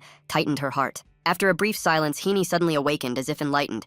I understand now. In her eyes, the 2 NPCs were no longer passers-by, but loyal allies willing to risk their lives for the Demon King. She changed her tone, praising how her master's influence had spread far beyond imagination. Yet amid the praise, a dark premonition rose within her. Moments later, her face hardened as she sternly warned them never to let mutants enter the safe zone again. The 2 NPCs panicked, sweating under the crushing pressure. Though she smiled, her voice was cold as steel, demanding their true duty toward humanity. She stressed that weakness was no excuse to evade responsibility. At that moment, Haini bore the aura of a judging goddess, making them tremble in fear. She reminded them that tragedy was avoided only because she was here. Then she declared that if it happened again, she would crush them without mercy. The 2 NPCs immediately knelt, bowing and begging for forgiveness. Watching them, Haini wondered why they revered the Demon King so deeply they even knelt to her. Then she nodded kindly, showing mercy, and softly told them to rise. Though strict, she remained gentle because she still had a favor to ask. She carried the wounded Xiaobai, asking them softly to take care of it. Meanwhile, Xiaya still waited nervously in front of the women's restroom. When the door opened and Heini emerged safely, he sighed in relief. He quickly asked worriedly if she had finished bathing, but stepping closer, he froze. The 2 NPCs had disguised themselves as janitors cleaning the shiny floor. Confused, he wondered if there had been a water leak. Under his curious gaze, Heini calmly confirmed she had indeed used quite a lot of water. After cleaning, she gently thanked them, and they bowed deeply in return. Seeing that, Xiaya awkwardly reminded her to call him next time if anything happened. She smiled and admitted her small mistake. After Xiaobai was cleaned, its white fur gleamed. Xiaya returned it to the old woman, reporting the quest complete. The old lady tearfully gave him a small gift, saying it wasn't much, but heartfelt. Xiaya took the glowing paper, eyes widening in surprise, wondering what it was. On it were listed skill learning rates, from 0.2% rare to 42.1% common. After reading, he sighed. It was basically a luck-based draw. Though slightly disappointed, he still kept it gladly, joking, if lucky, great. If not, oh well. Without delay, he unwrapped the gift. Excited like playing a lottery, the system message rang. Xia obtained primary potion refining purification technique. Tears filled his heart as he laughed bitterly, calling himself utterly hopeless. Seeing that, Heini cheerfully comforted him, saying helping others was the real reward. The old woman smiled, praising their kindness. Amid the ruined supermarket, Xiaoye suggested going shopping together next time. Heine agreed without hesitation. The shattered mall seemed to sigh silently, wishing they'd never return. Though devastated, the University Zone and Zamai residential area remained safe under the Demon King's protection. At night, the city glowed with light from tall buildings, shrouded in a false peace. The old woman lay quietly in bed, closing her eyes for a peaceful sleep. Though the world outside was chaotic, she stayed optimistic like a low-tier NPC used to hardship. She turned and whispered to Xiaobai, apologizing for failing to protect it. But peace didn't last. Her unfilial son burst in, demanding money. Sighing in regret, she wished she'd laid an egg instead. He shamelessly asked for drinking money. Seeing Xiaobai on the floor, he looked surprised, then grinned wickedly. He mocked the dog he once tortured for daring to return. Before he finished, Xiaobai turned into a white bolt of lightning and struck like vengeful thunder. Elsewhere, Buchi sat in a restroom, lost in philosophical thought. News that he'd been bitten by Xiaobai spread quickly, oddly making him pleased. As he calmed down, someone outside reported a mutant detected near the safe zone, startling him. The NPC said the artificial barrier was reinforced and safe, even if boss Shuo Xiao was disabled. But hearing the mutant appeared near the Demon King, he was stunned. If the Demon King got angry, the world might end. He repeated the question in shock. Sitting alone, Buchi pondered that mutants influenced by the Demon King were merely instinctively evolved beings. The level 84 mutant god that attacked the safe zone had only physical power, no intellect, so its strength was limited. He tensed up upon realizing the creature tunneling toward the Demon King had high intelligence, defying logic. As doubts piled up, Buchi asked about Lande and was told that person was on leave. Buchi reflected that Lande was injured from the last incident and couldn't participate yet. After thinking, Buchi stepped out, saying he would act on his own, prompting the NPC to ask his intent. Buchi bluntly replied that he wanted to meet the god who created the world to understand himself. Tiancheng Kong and the demonic weapons like Boss Shuoxiao were top-tier artifacts granted by Moser to fight demons. The mysterious man with the white mask was actually the creator god Moser's embodiment. Buchi and the NPC stood amid system ruins, a scene evoking the apocalypse. Gazing at the desolation, Buchi felt lost, unsure what to do after punishing Julie. Against Yaye's overwhelming power, he sighed, realizing resistance was futile. As tension thickened, two members softly said there was no need to worry. They were spiritual believers, optimistic that the god would grant them victory. The group prayed devoutly before Moser's statue, trusting their main god would never deceive them. He decided to report to Moser that demonic weapon number 3 had been destroyed. All their actions followed Moser's guidance, their final source of faith. After deciding, they prepared the ritual, taking out tools like true magicians. One raised a golden cup and chanted a summoning spell. The other extended a wooden staff, performing an ancient rite. Then a masked figure stood ready to begin the final ceremony. When all was set, they cast a spell, making the cup and staff float midair. But 3 days passed, and despite all effort, nothing happened. After the long failure, they realized the god had not responded, and one bitterly whispered in silence. Abandoned by the god, he was stunned, and Buchi suddenly conceived a terrifying theory. He suspected the Demon King had grown so powerful that even the god Moser was affected. While everyone despaired, Moser, the supreme god, awoke, complaining about oversleeping. Seeing countless missed calls, he sighed, confused why so many contacted him. The first thing Moser did after waking was reconnect with his two subordinates. They nearly wept with joy when Moser's spirit answered their prayers. From despair, they felt lifted to heaven as their god appeared just in time. After a long silence, Moser gently comforted them, praising their effort and admitting the enemy was too strong. They immediately knelt in devotion, moved that their god truly watched over them. But Moser sighed inwardly, realizing he had just woken up. Seeing the ruined system behind them, he was shocked that it was his own creation destroyed. The two quickly reported details, saying the merged player world was undergoing major upheaval. They were about to reveal something even Moser couldn't imagine. One took out a book recording all events involving Xiaoye and the Demon King, presenting it reverently. Moser grew excited, thinking it was a battle summary, eager to see the results. Treating it as commendable work, he opened the book expecting scenes of valor. But the more he read, the darker his face grew, his expression turning unreadable. He suddenly threw the book to the ground in anger. Instead of heroic records, it was filled with suggestive content, he shouted, accusing them of turning the mission into a romance plot. The two calmly explained that direct battle now would be suicide, since the Demon King was far stronger than expected. Moser angrily asked if they were blaming the gods, the argument heating as they insisted the vague prophecy left them defenseless. Feeling blamed, Moser bitterly asked if they dare face a 4-digit level Demon King. They countered that misinformation caused their loss. The quarrel exhausted Moser until he exploded, claiming they were indirectly blaming him. Seeing the god enraged, they instantly knelt, flattering him and taking all blame to calm him. Moser softened, sitting down benevolently, saying their situation deserved forgiveness even if they blamed him. Though outwardly reverent, they inwardly despaired at how tangled things had become. Moser fell silent, letting the air sink into stillness, yet he remained uneasy, realizing the enemy was strong enough to destroy weapons he himself had forged. What troubled him most was Yaye's hidden potential untapped power so dangerous, he had to choose between two paths. One was to patiently wait for the players to grow strong enough. The other was to descend himself and destroy Yaye. But as the thought arose, he quickly suppressed it, knowing it was mere impulse. At that moment, violent energy surged from the statue, thunder ripping across the sky. The two before it were filled with awe, believing they were witnessing divine power. The massive machine before them glowed brightly, releasing energy that shook the entire space. Moser's awakening restored the system and recreated Divine Weapon Number 3, proving his supreme power. Bucci and his comrades were moved by the miracle, praising their god's brilliance. Moser calmly placed his hand on the pink keyboard, signaling a new era after Julie 1 where humans must grow stronger to survive. Suddenly, a handgun appeared midair and fell before Bucci. Moser declared Bucci the new wielder of Divine Weapon Number 3, entrusting him to protect humanity. Bucci was stunned, unable to believe he'd been chosen, his mind spinning under the burden.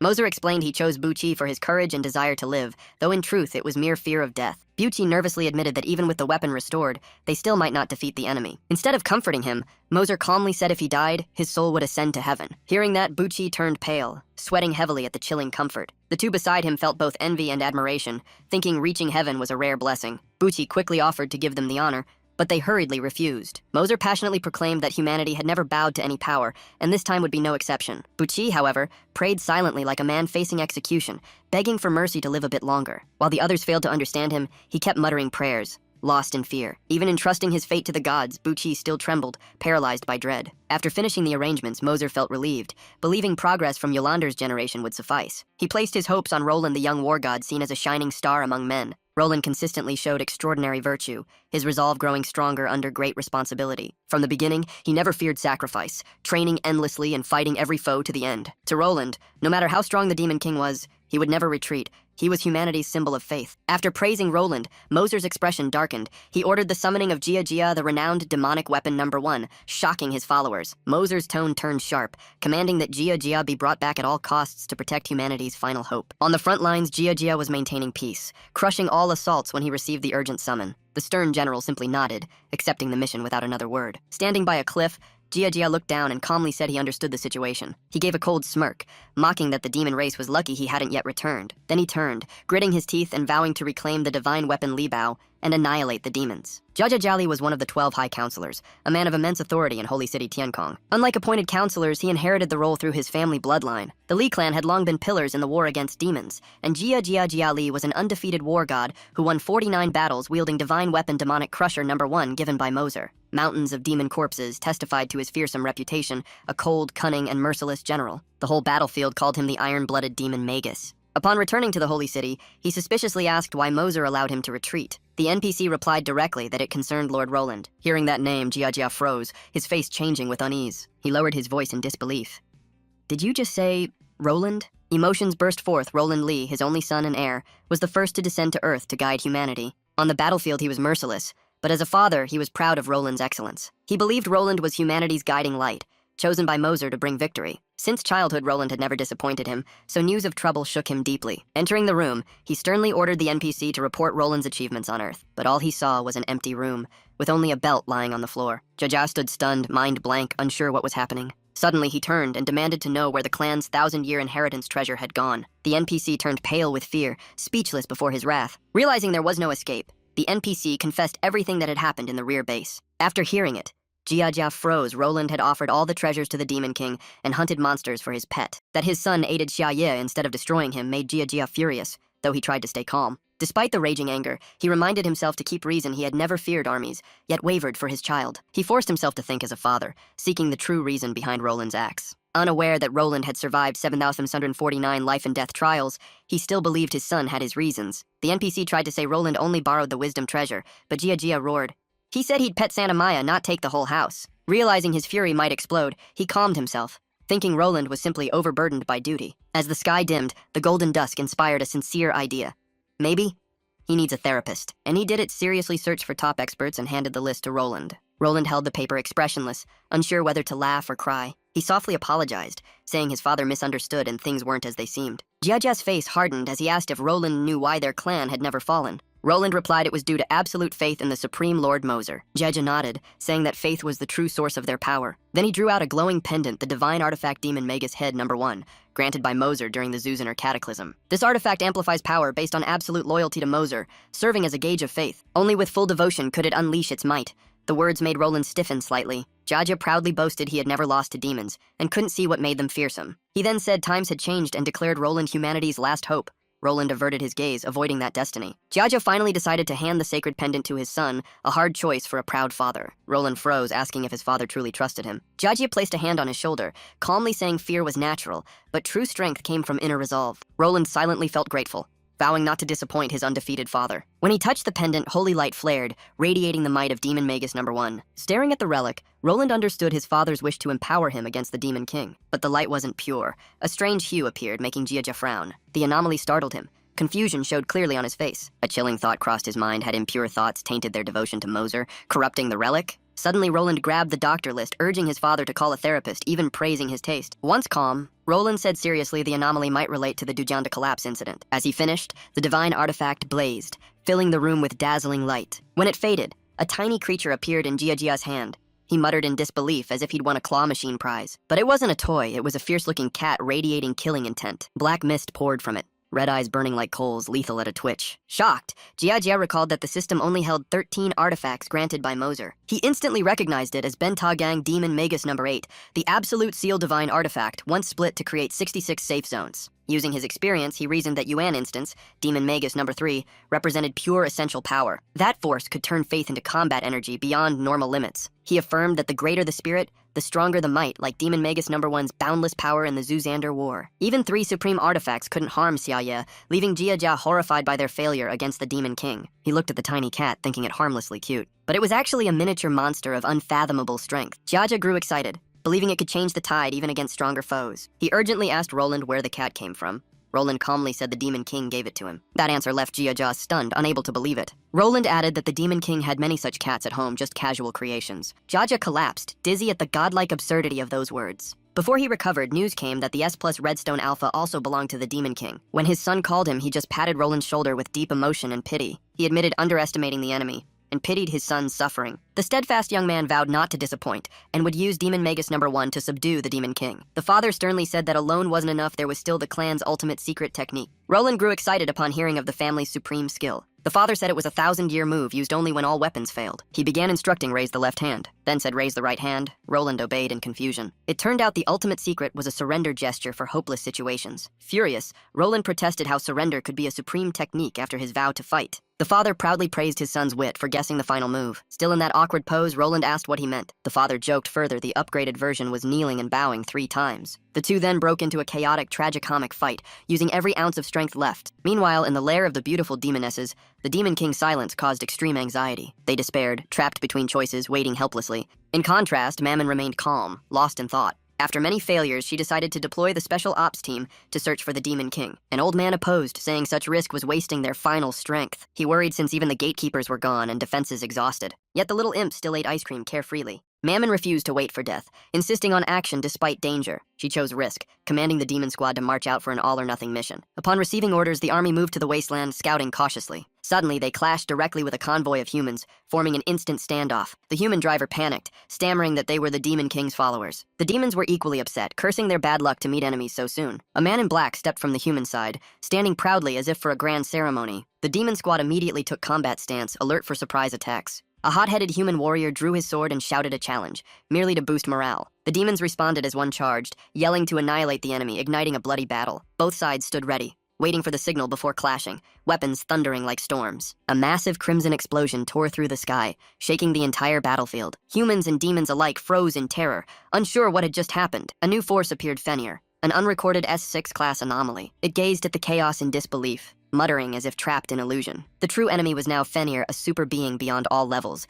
symbol of annihilation. Humanity fell into despair, facing 2 overwhelming powers at once. It turned out Fenrir appeared only because it smelled food simple yet disastrous. Everyone could only pray as the beast charged like death incarnate. From that moment, the tragedy began. Fenrir seized a human, the outcome unspeakable. In ravenous hunger, it bit off its prey's head, turning battle into a blood feast. Fiji quietly looked at his hand, saying his power had grown again. The creature held level 5 Fanzizer energy rage force, able to absorb and evolve by devouring others, storing up to 34 layers with a 30-minute recovery cycle. Hanlang stepped forward, suggesting letting Fenrir handle the demons as natural purification. He led Fancy Jor toward a sealed vehicle, suspecting the humans had guarded it. The car door creaked open slowly with a chilling hiss. Fancy Jor froze, unable to believe what he saw. Inside were terrified children, trembling eyes staring at him in despair. The scene cut to Bucci, shocked to learn children had gone missing outside the safe zone. NPC 404 checked the data, saying all under 16s had been evacuated to avoid the Demon King. But contact was lost near Dong Lake Park, with signs of battle between demons and mutants, arousing Bucci's deep suspicion. Bucci questioned why no Dowser07 wasn't monitoring the Demon King.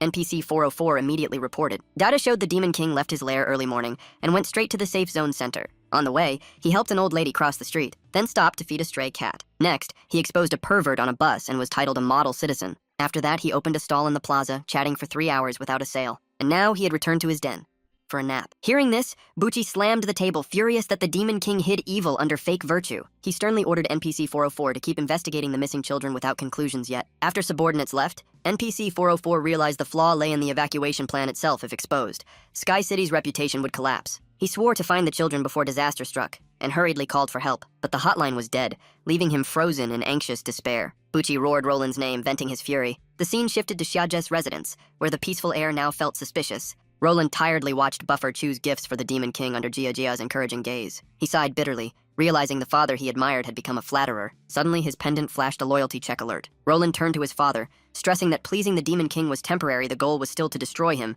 Jiajia stood dumbfounded after being scolded at the enemy's gate. Roland awkwardly tried to smooth things over while Jiajia squinted doubtfully, but calmly reached for the doorbell. He pressed it, and the gate emitted a strange echoing sound. From above, thick black mist poured down, swirling around the area. A demonic entity appeared, growling that the two were seeking death. Roland froze, goosebumps rising as a chilling thought struck. Could it be him? It was the Demon King's warning to those who dared trespass into his domain. Jaja stepped forward, adjusted his glasses stylishly, and said he had sensed something, confusing Roland. Rara lowered his glasses, eyes gleaming oddly, saying the Demon King was sensing him the same way. He revealed he was once the iron-blooded demon slayer, killer of countless Demon King followers. That illusion was the clearest warning sent directly to him. The being calling itself Zhongmen, the Demon King's gatekeeper, sneered with utter disdain, declaring its master wouldn't receive guests. Roland froze, stammering the strange name, while Jiajia sighed helplessly. Zhongmen folded his arms, smirking that he would say no more. Behind him, Bao Bao stretched lazily under the sun, eyeing the visitors idly. Yawning, Bao Bao said, "Hez taking a nap."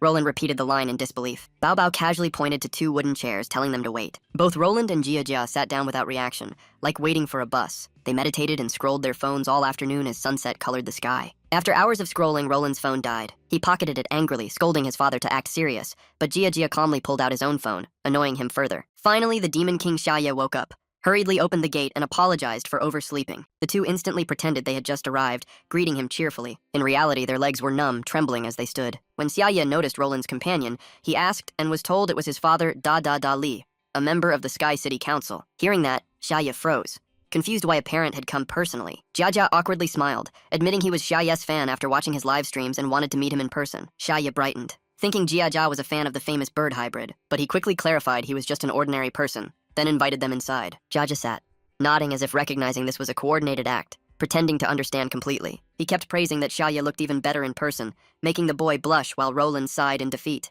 Suddenly, Jiajia enthusiastically offered to massage Lord Xiaye's back, startling him. Not stopping there, he knelt to polish Xiaye's shoes with a white cloth, boasting his superior skill, leaving Xiaye frozen in shock. Roland could only cry inwardly, "Father." Xiaye awkwardly asked Jiajia to act normal, secretly thinking this NPC was too deep in roleplay. Pretending obedience, Jiajia inwardly feared overacting might expose the Demon King's true identity. As the mood eased, Xiaye laughed, while Jiajia solemnly presented a gift to him. Opening the box, Xiaye gasped as bright blue light shone out. From it floated a self-operating vacuum cleaner infused with S-grade primal energy and advanced AI. Jiajia proudly introduced it as the Primal Energy Vacuum, perfect for the Demon King's grand mansion. In the pet corner, Babylon and Belial were playing chess, but froze when the hovering machine approached. The machine suddenly shot toward them, making Babylon, Belial, and little Leon scream and scatter. As it neared, Leon stretched away desperately to avoid being sucked in. Xiaye sat watching the chaos, sighing helplessly at the deadly gift, his lips curved slightly, eyes glinting with amusement, remarking that the scene was rather interesting. Seeing that smile, Jiajia felt triumphant, believing the plan had succeeded in pleasing the Demon King. He smugly glanced at his son, smiling proudly while Roland stood frozen in confusion. Jiajia reasoned that a gift must suit its recipient, and this machine provided both cleaning and entertainment for Xiaye. He believed it would leave a friendly impression, reminding the Demon King of them each time he saw it. Roland listened in surprise. He began to grasp his father's deeper intent, admiring his cunning and vowing to learn, while Jiajia confidently declared the plan wasn't over yet. The two exchanged strange looks. Roland questioned silently, while Jia felt proud his son still couldn't read him. Jaja silently praised his own genius, convinced even the Demon King was deceived. Roland repeated true wisdom doubtfully. In his mind came his father's confirming voice, as if they could hear each other's thoughts. In truth, the S-grade vacuum held divine AI with advanced computation.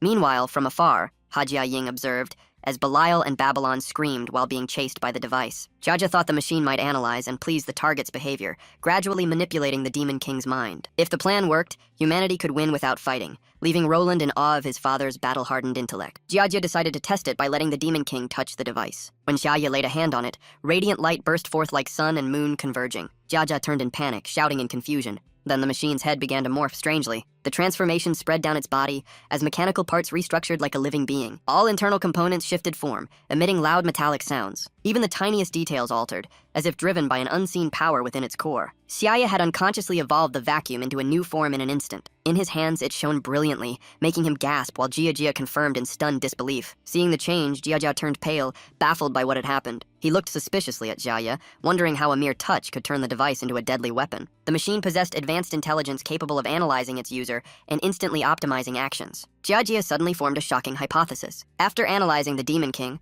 the machine chose to betray humanity and surrender, enraging Jia. He immediately knelt before Xiaya. Xiaya, startled, asked why he did that. Jia sat down, claiming his legs gave out, while Xiaya thanked him and told him to rest. But Xiaya then refused the gift, leaving both men utterly stunned. Jia suspected the device required interaction with living beings to function properly. Then he smiled and asked Xiaya about his preferences for pets or companions, which Xiaya denied. Embarrassed, Xiaya asked for their help, saying he should be the one giving gifts, not troubling them. Jaja understood and agreed, while Roland, bewildered, asked what was going on. Xiaya explained he'd heard reports of missing children outside the safe zone. People looked to him with respect and hope because of his high standing. They wished Xiaya would persuade Roland to help. His involvement would be enough. If Roland acted, the chance of rescuing the children would greatly increase. After listening, Roland received a call and agreed to handle the documents while his device was still charging. He read that a convoy had been attacked by mutants and realized the enemy's strength was overwhelming. He suspected the incident hit a threat significant enough to concern even the Demon King. Xiaya pleaded for help to save the children, stunning Roland. He bowed, voice trembling with genuine worry. That act left both Roland and Jia speechless. Roland suspected Xiaya was unstable,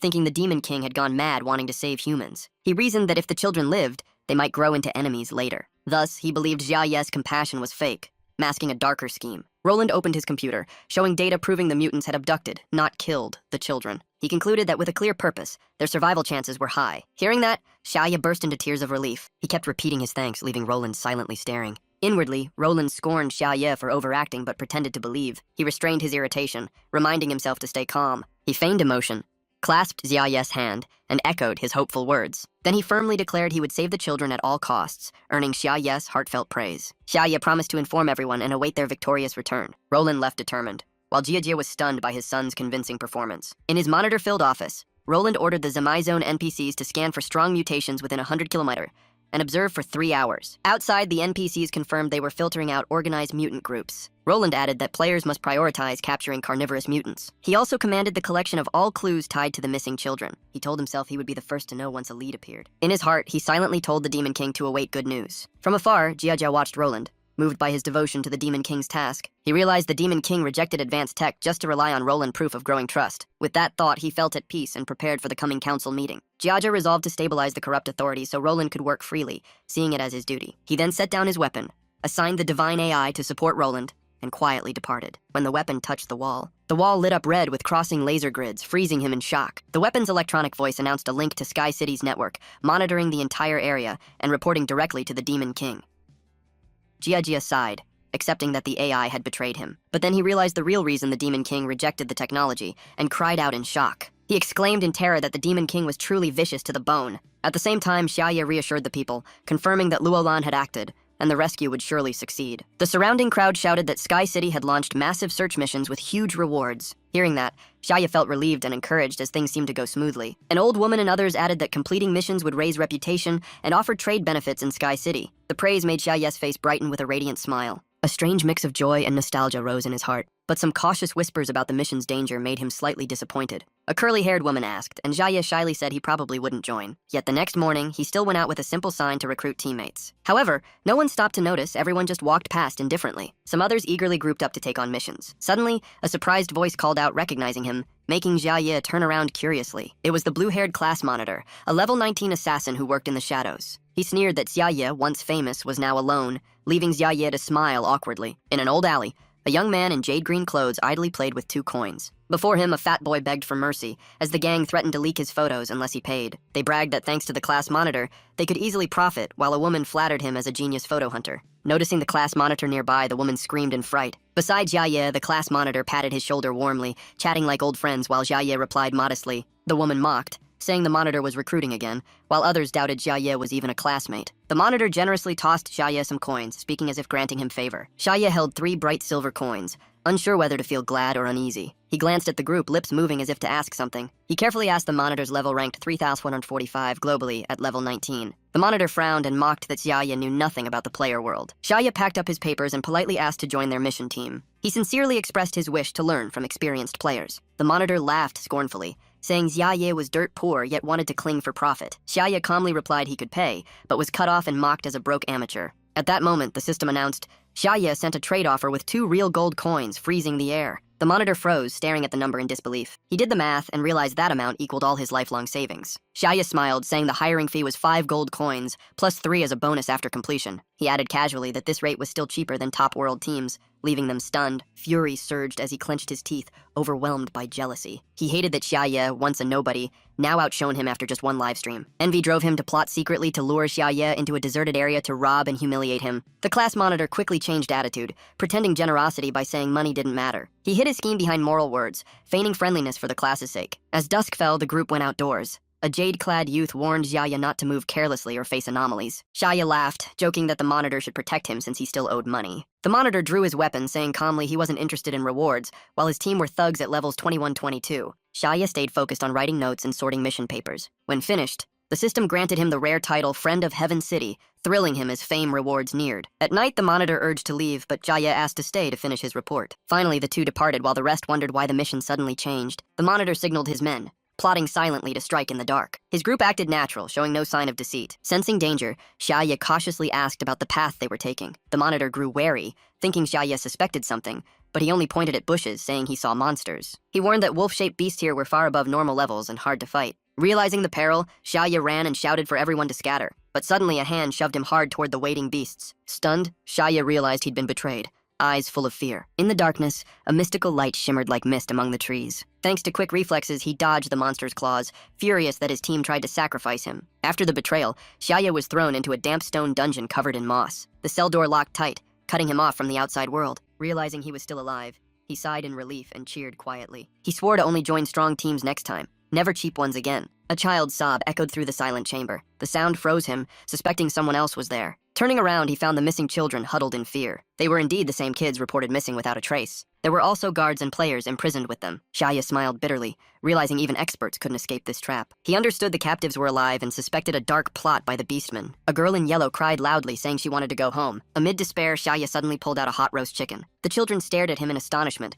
as if witnessing magic. But a girl in a red dress coldly refused, saying its cholesterol was too high. Embarrassed, Xiaye smiled and showed his sword, but she mocked it for not glowing or looking cool. Helpless yet patient, he gave her a Sailor Moon figure, making her suspect he came from a fantasy world. The question left Xiaye speechless, as he muttered that coaxing kids was harder than fighting. The girl curiously asked about the shiny bottles, and he said they were purification potions that removed minor negative states. She held a blue vial, asking if it could erase fear or sadness. Xiaye gently smiled and said, maybe it can. He comforted her, saying there was nothing to fear, but she retorted that he had been scared too. Xiaye calmly replied he believed someone would come to save them, though she remained doubtful. In a corner, Hanlang covered his ears to ignore them, while Xiaye insisted the monsters would soon be wiped out, exciting the kids. A brown-haired girl nervously asked who could defeat the monsters, with the red-dressed girl agreeing. Xiaye seriously asked if they had ever heard of the last hope of humanity. Outside, Luolan sped toward the base on his special vehicle at full throttle. He reported via radio that he'd found the missing kids' car. The southern zone was taken, players and NPCs captured, and the kids brought here. He ordered coordinates sent and vowed to keep them alive. Why, you ask? Because things were far from simple. At the prison site,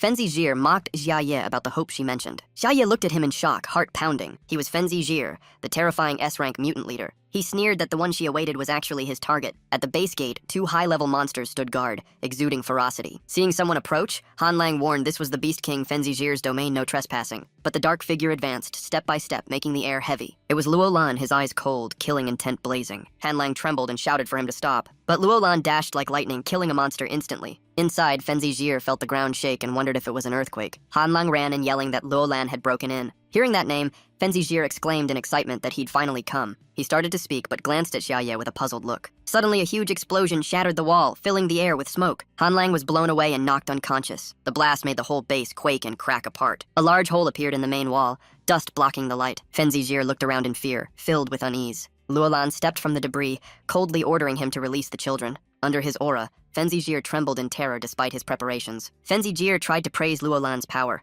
but Luolan cut him off coldly, demanding the children's location. Under the icy stare, Fenzi Jir pointed shakily at Xiaoye and the kids, insisting none were missing. Seeing Luolan, Xiaoye was so moved he could barely speak, eyes brimming with tears. Luolan met that gaze and froze, feeling a surge of emotion. Then he noticed the Demon King's presence and grew suspicious. Xiaoye shouted joyfully that he had truly come and even saved her. Fenzi Jir was trapped between the crushing auras of Luolan and Hazard. Hearing Xiaoye's call, Luolan was startled, his heart trembling. He wondered if Xiaoye had summoned him to test him, then began calculating. He resolved to prove himself, drawing his sword as his aura soared. Fenzi Jir panicked, trying to stop him, but lightning-fast sword energy struck first. Luolan's eyes blazed red as he commanded coldly that none be spared. The terrified children fled and begged Fenzi Jir for help, leaving him confused about who the real villain was. Luolan charged forward at light speed, striking with thunderous force. His blade swept past, grazing Fenzaiser before he could dodge. The impact shook the ground violently, dust swirling like a storm. The creature froze in shock, recognizing the familiar sword technique. It was the sword art of the last hope, the one called Leng De Li. Fenzaiser's face twisted grotesquely, barely human. Fancy leapt back in panic, shouting for Luolan to stop. He yelled that capturing humans wasn't meant for slaughter. He only wanted to draw human leaders' attention for a meeting. The base fell silent, the air still as if time had stopped. Xiaoye realized the creature truly had no intent to harm Luolan.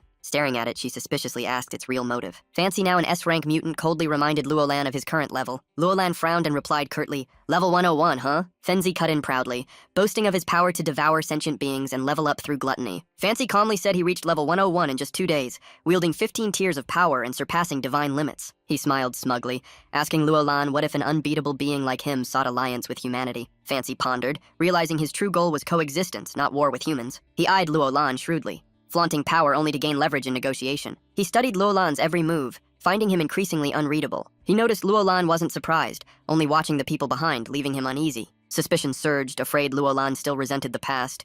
He tried to ease tension before being attacked, so he softened his tone, saying he captured humans to seek talks and even saved them. Luolan asked coldly, "Saved them? How?" Fancy explained he'd killed the demons ambushing them. He bragged proudly of his heroic act. The room grew heavy and silent, no one dared breathe loudly. The onlookers were stunned, unable to tell if he was a hero or insane. Luolan murmured in a deep voice, "I see." Fancy misunderstood, thinking Luolan accepted him, thrilled to have gained trust. He went on, explaining he took the teens only to keep them safe from monsters. But Luolan's icy, pitying gaze left him confused. He tried again, pleading for cooperation with Luolan, then loudly declared they shared the same enemy, the Demon King. Hearing that name, Luolan broke into a sweat, panicking as the wolf failed to notice the Demon King right behind him. In danger, Jir shouted for silence, drawing his sword to warn him not to speak further. Xiaoye, amused, joked that the wolf's reasoning actually sounded fair, nearly making Jir choke. Luolan was too stunned to react, utterly bewildered by the scene. Hearing Xiaoye's words, he slowly lowered his sword and said calmly, "Go on." Fancy, thinking he had support, proudly proclaimed himself a master negotiator. But his next words froze everyone in place. He boldly declared his plan. Mutants would destroy demons in exchange for ruling all monsters and living peacefully with humans. He grew increasingly excited, utterly convinced his plan was flawless. But the response was only heavy silence, no one dared breathe. Luolan glanced at Xiaoye, silently asking for guidance. Xiaoye smiled softly, innocently agreeing that the idea sounded good. Luolan forced a smile and nodded as if realizing something. A theory flashed in his mind. The Demon King had sent him here to destroy any chance of alliance. That meant the Demon King already knew of the mutants' evolution and schemes. Every move was within the Demon King's grasp, a mind of terrifying ambition and control. Fancy, still naive, believed he was nearing victory and a mutual pact. But Luolan shattered that illusion with 2 cold words. "I refuse." Fancy froze, mind blank, unable to grasp what happened. He stammered why, in utter confusion. Luolan didn't answer, charging forward with one thought: the Demon King was watching. Fancy roared in anger, demanding to know why, offering to negotiate. But Luolan stayed silent, unleashing a fierce sword assault that made the wolf howl in rage. It screamed in despair, begging for another chance to talk. But Luolan had decided, burdened yet resolute, to end it here. He raised his sword and declared coldly that he represented the Demon King to eliminate the foe. Fancy was stunned, mind-spinning, unsure who the real side was. The sword flashed, cleaving the wolf apart in a single strike. Luolan stood tall amid the smoke, saying that though both were level 101, his battle experience far surpassed the wolf's. As the smoke cleared, his figure loomed solemn and mighty over the ruined field. From afar, Xiaoye stood stunned, whispering disbelief at hearing Luolan call himself the Demon King's agent. He couldn't understand what was happening, suspicion rising within. A faint voice came from the smoke the wolf wasn't dead, murmuring doubts about humanity's complexity. It realized Luolan would never agree, so it begged for mercy, offering to free the captives and slay demons for humankind. Luolan froze, shocked beyond belief. He began to analyze, uncovering another layer of conspiracy. A thought struck him. Perhaps the Demon King wanted to stop him from showing mercy to this mutant. With that, he coldly refused, breaking Fancy's spirit completely. Fancy pleaded to live as a dog under Luolan's command, but Luolan replied firmly, no. He lowered himself further, offering full submission, yet the answer was still no. In despair, he howled to the sky, demanding why everything was forbidden, unable to comprehend Luolan's mindset. Dodging blows in agony, he confessed his only wish to let his kind survive. Then his eyes turned blood red with hatred, vowing if humans were heartless, he would show no restraint. Fenzi unleashed all 50 tears of gluttony, power soaring to level 131, shaking the entire space. At the same time elsewhere, Mosi coldly repeated his earlier warning. A subordinate asked why he once said mutants lacked intelligence, and Mosi calmly replied that the Demon King's power caused their evolution. The subordinate asked why he hadn't said so sooner. Mosi snapped, saying they couldn't think for themselves. Did they expect him to spoon-feed every thought? The man fell silent immediately. Finally, Mosi turned away and said coldly with contempt, "What a pity." His subordinate looked up doubtfully, asking, "Pity for what?" Mosi smirked and said a potential alliance had turned into a threat, referring to the bond between Luolan and Fenzizer. On the battlefield, Fancy coldly taunted Luolan, asking if he truly believed it couldn't win. Luolan instantly tightened his grip, body tense like a drawn bow. Fancy's eyes now burned only with hatred, blazing like an apocalyptic fire. Realizing its intent, Luolan shouted that the enemy planned to annihilate everyone. He barked rapid orders to activate all survival and defense skills. Everyone deployed barriers, cloaking, and protective chants at once. The girls joined in, casting light spells and blessings in unison. Only Xiaoya stood confused amid the chaos, frozen without reacting. Luolan unleashed his ultimate defense divine power shield, rank S. At that moment, Fancy gathered all power, releasing a world-shattering attack. As the fierce energy stormed forward, whispers spread Roland's shield might not hold. The group's life bars dropped, breathing constricted under crushing pressure. Yet amid the storm, Xiaoya was shocked to feel no pain at all. Luolan strained to endure,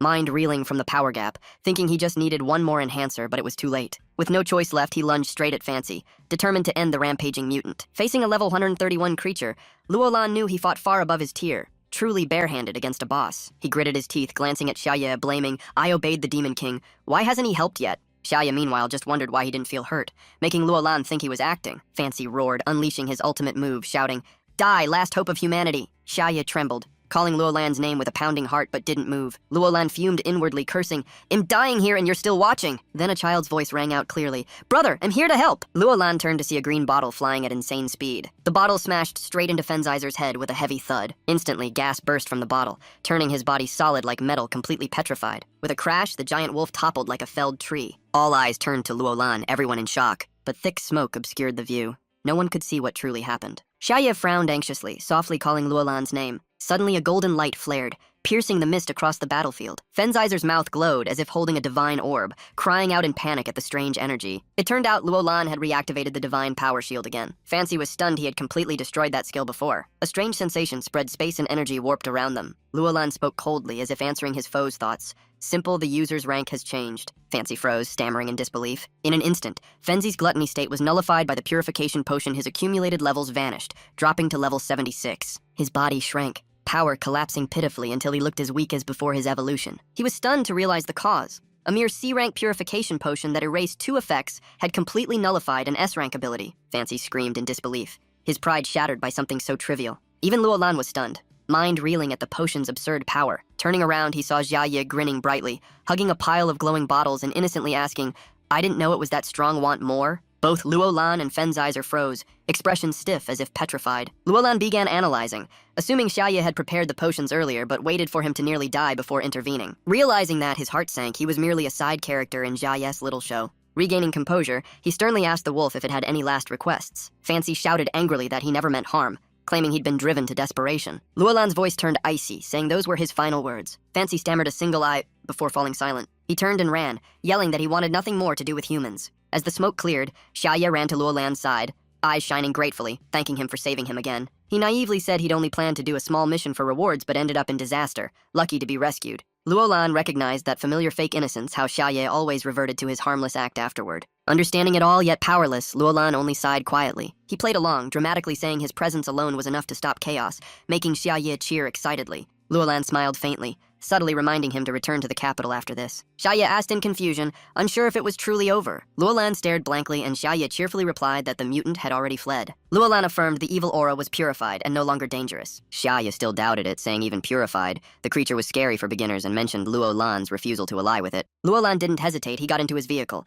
declaring he'd leave immediately. Xiaoye clapped enthusiastically, full of energy and admiration. Someone called out softly, wanting to speak with Luolan. He instructed them seriously to handle the aftermath, protect the weak and children until they were safely home. When asked about the Demon King, he calmly said to bring him back and stabilize his mind carefully. With that, he revved the engine and left as Xiaoye shouted a cheerful goodbye. The group prepared to board the main transport, but Xiaoye was invited onto another vehicle. Seeing the luxurious car, Xiaoye was speechless in amazement. He happily agreed, but a girl suddenly called out to ask his name. She seemed apologetic, saying she regretted failing to protect Xiaoye during the mission. Then she deliberately mispronounced his name with fake familiarity. She kept chatting, surprised that Xiaoye knew Luolan personally. Another person joined in, smiling while paying money, suggesting future cooperation. One of Luolan's subordinates curiously asked if that group were Xiaoye's friends. The blue-haired man quickly interrupted, trying to use the excuse to ride with them. But before he finished, Xiaoye coldly replied, leaving him speechless. Xiaoye firmly stated they were just hired guards with no friendship, even abandoning him in danger. Roland's subordinate quickly nodded, showing full understanding. That person used a magic tool to bind the group and coldly told them to drive back themselves. The calm words stunned everyone as if slapped in the face. The scene shifted to a large building with a glowing sign bright and righteous. Staff looked at the escorted group, confused about their offense. The escort simply replied they were guilty of extortion. The clerk checked the file, eyes flashing with doubt. The record stated they pushed down the Demon King,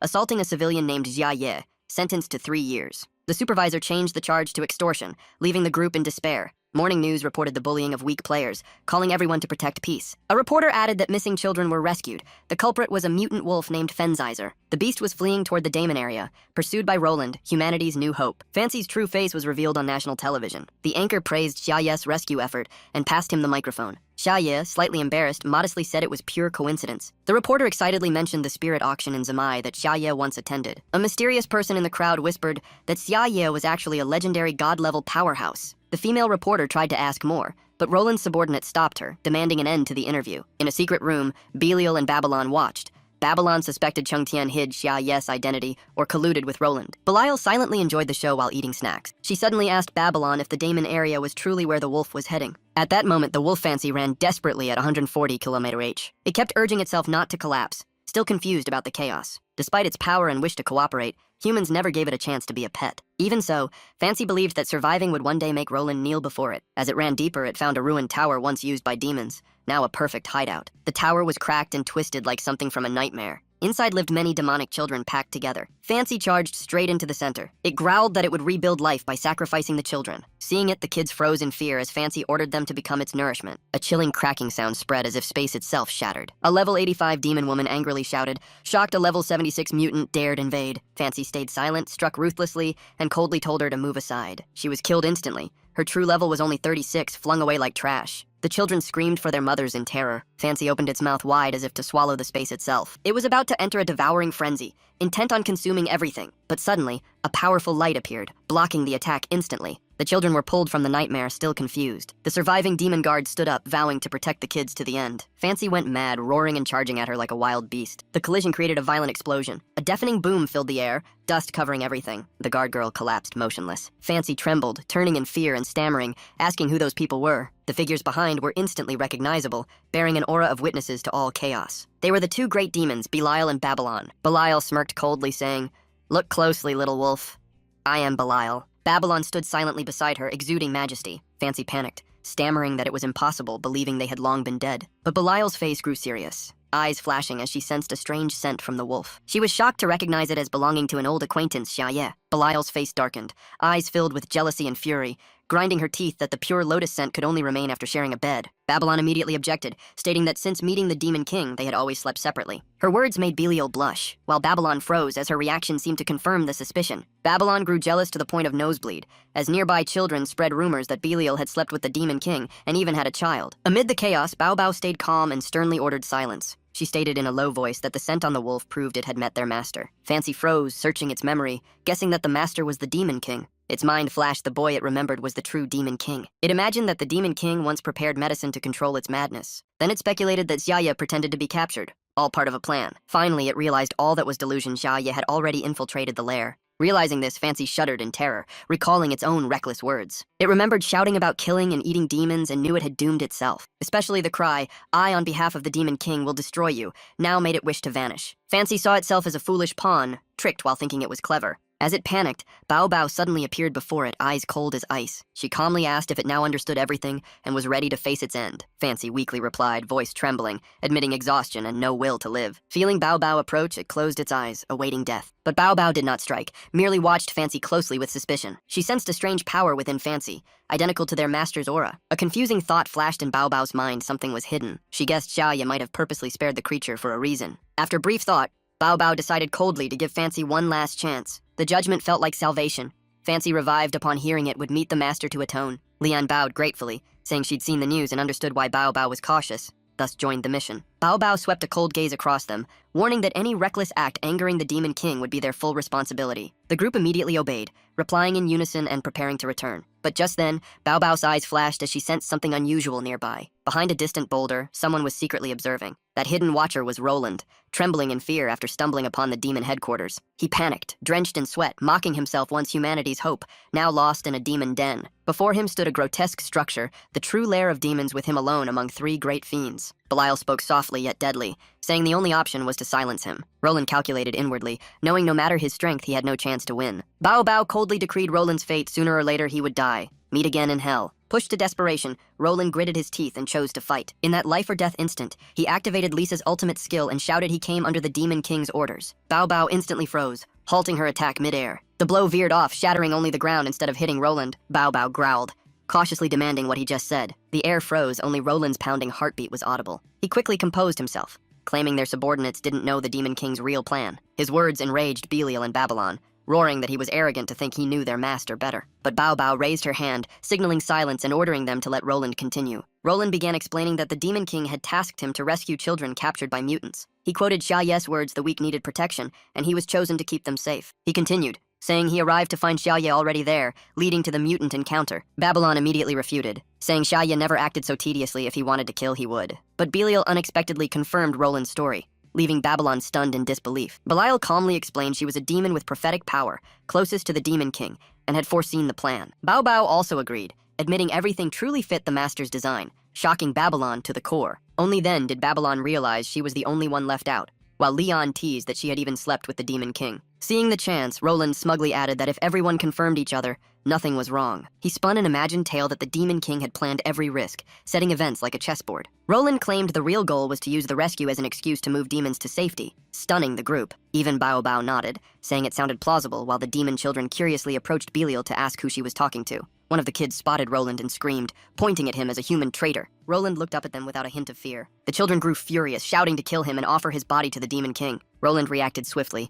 walking toward them with confident steps. He spoke gently, coaxing them like children, telling them to follow him. The kids looked puzzled, unsure of his intent. Roland used psychological tactics, saying he would take them to meet the Demon King. Meanwhile, at Xiaoye's house, the system announced that a registration request had been denied. Xiaoye frowned at the door, hearing the bell and wondering who it was as the system kept repeating the rejection. When he opened the gate, the sight before him froze him. An entire group stood outside. Xiaoye's face showed helplessness, as if debating whether to take in the strange beings. He looked at Roland and the kids, half asking, half sighing if he had to take care of them all, making the children beg in unison to be adopted. Xiaoye frowned again, suspiciously asking who allowed them to come and on what grounds. He sternly pointed out the absurdity of a small creature dragging an entire group asking for shelter. He even pointed at Fancy, mocking its abnormal look and massive appetite. Fancy froze, trembling as it realized it had been flatly rejected. Bao Bao glanced at it coldly, silently implying that being refused by the Demon King meant death was near. Xiaoye shifted to a lecturing tone, scolding them for wanting to raise others while barely surviving themselves, asking if they'd thought about living expenses. Then he suddenly paused,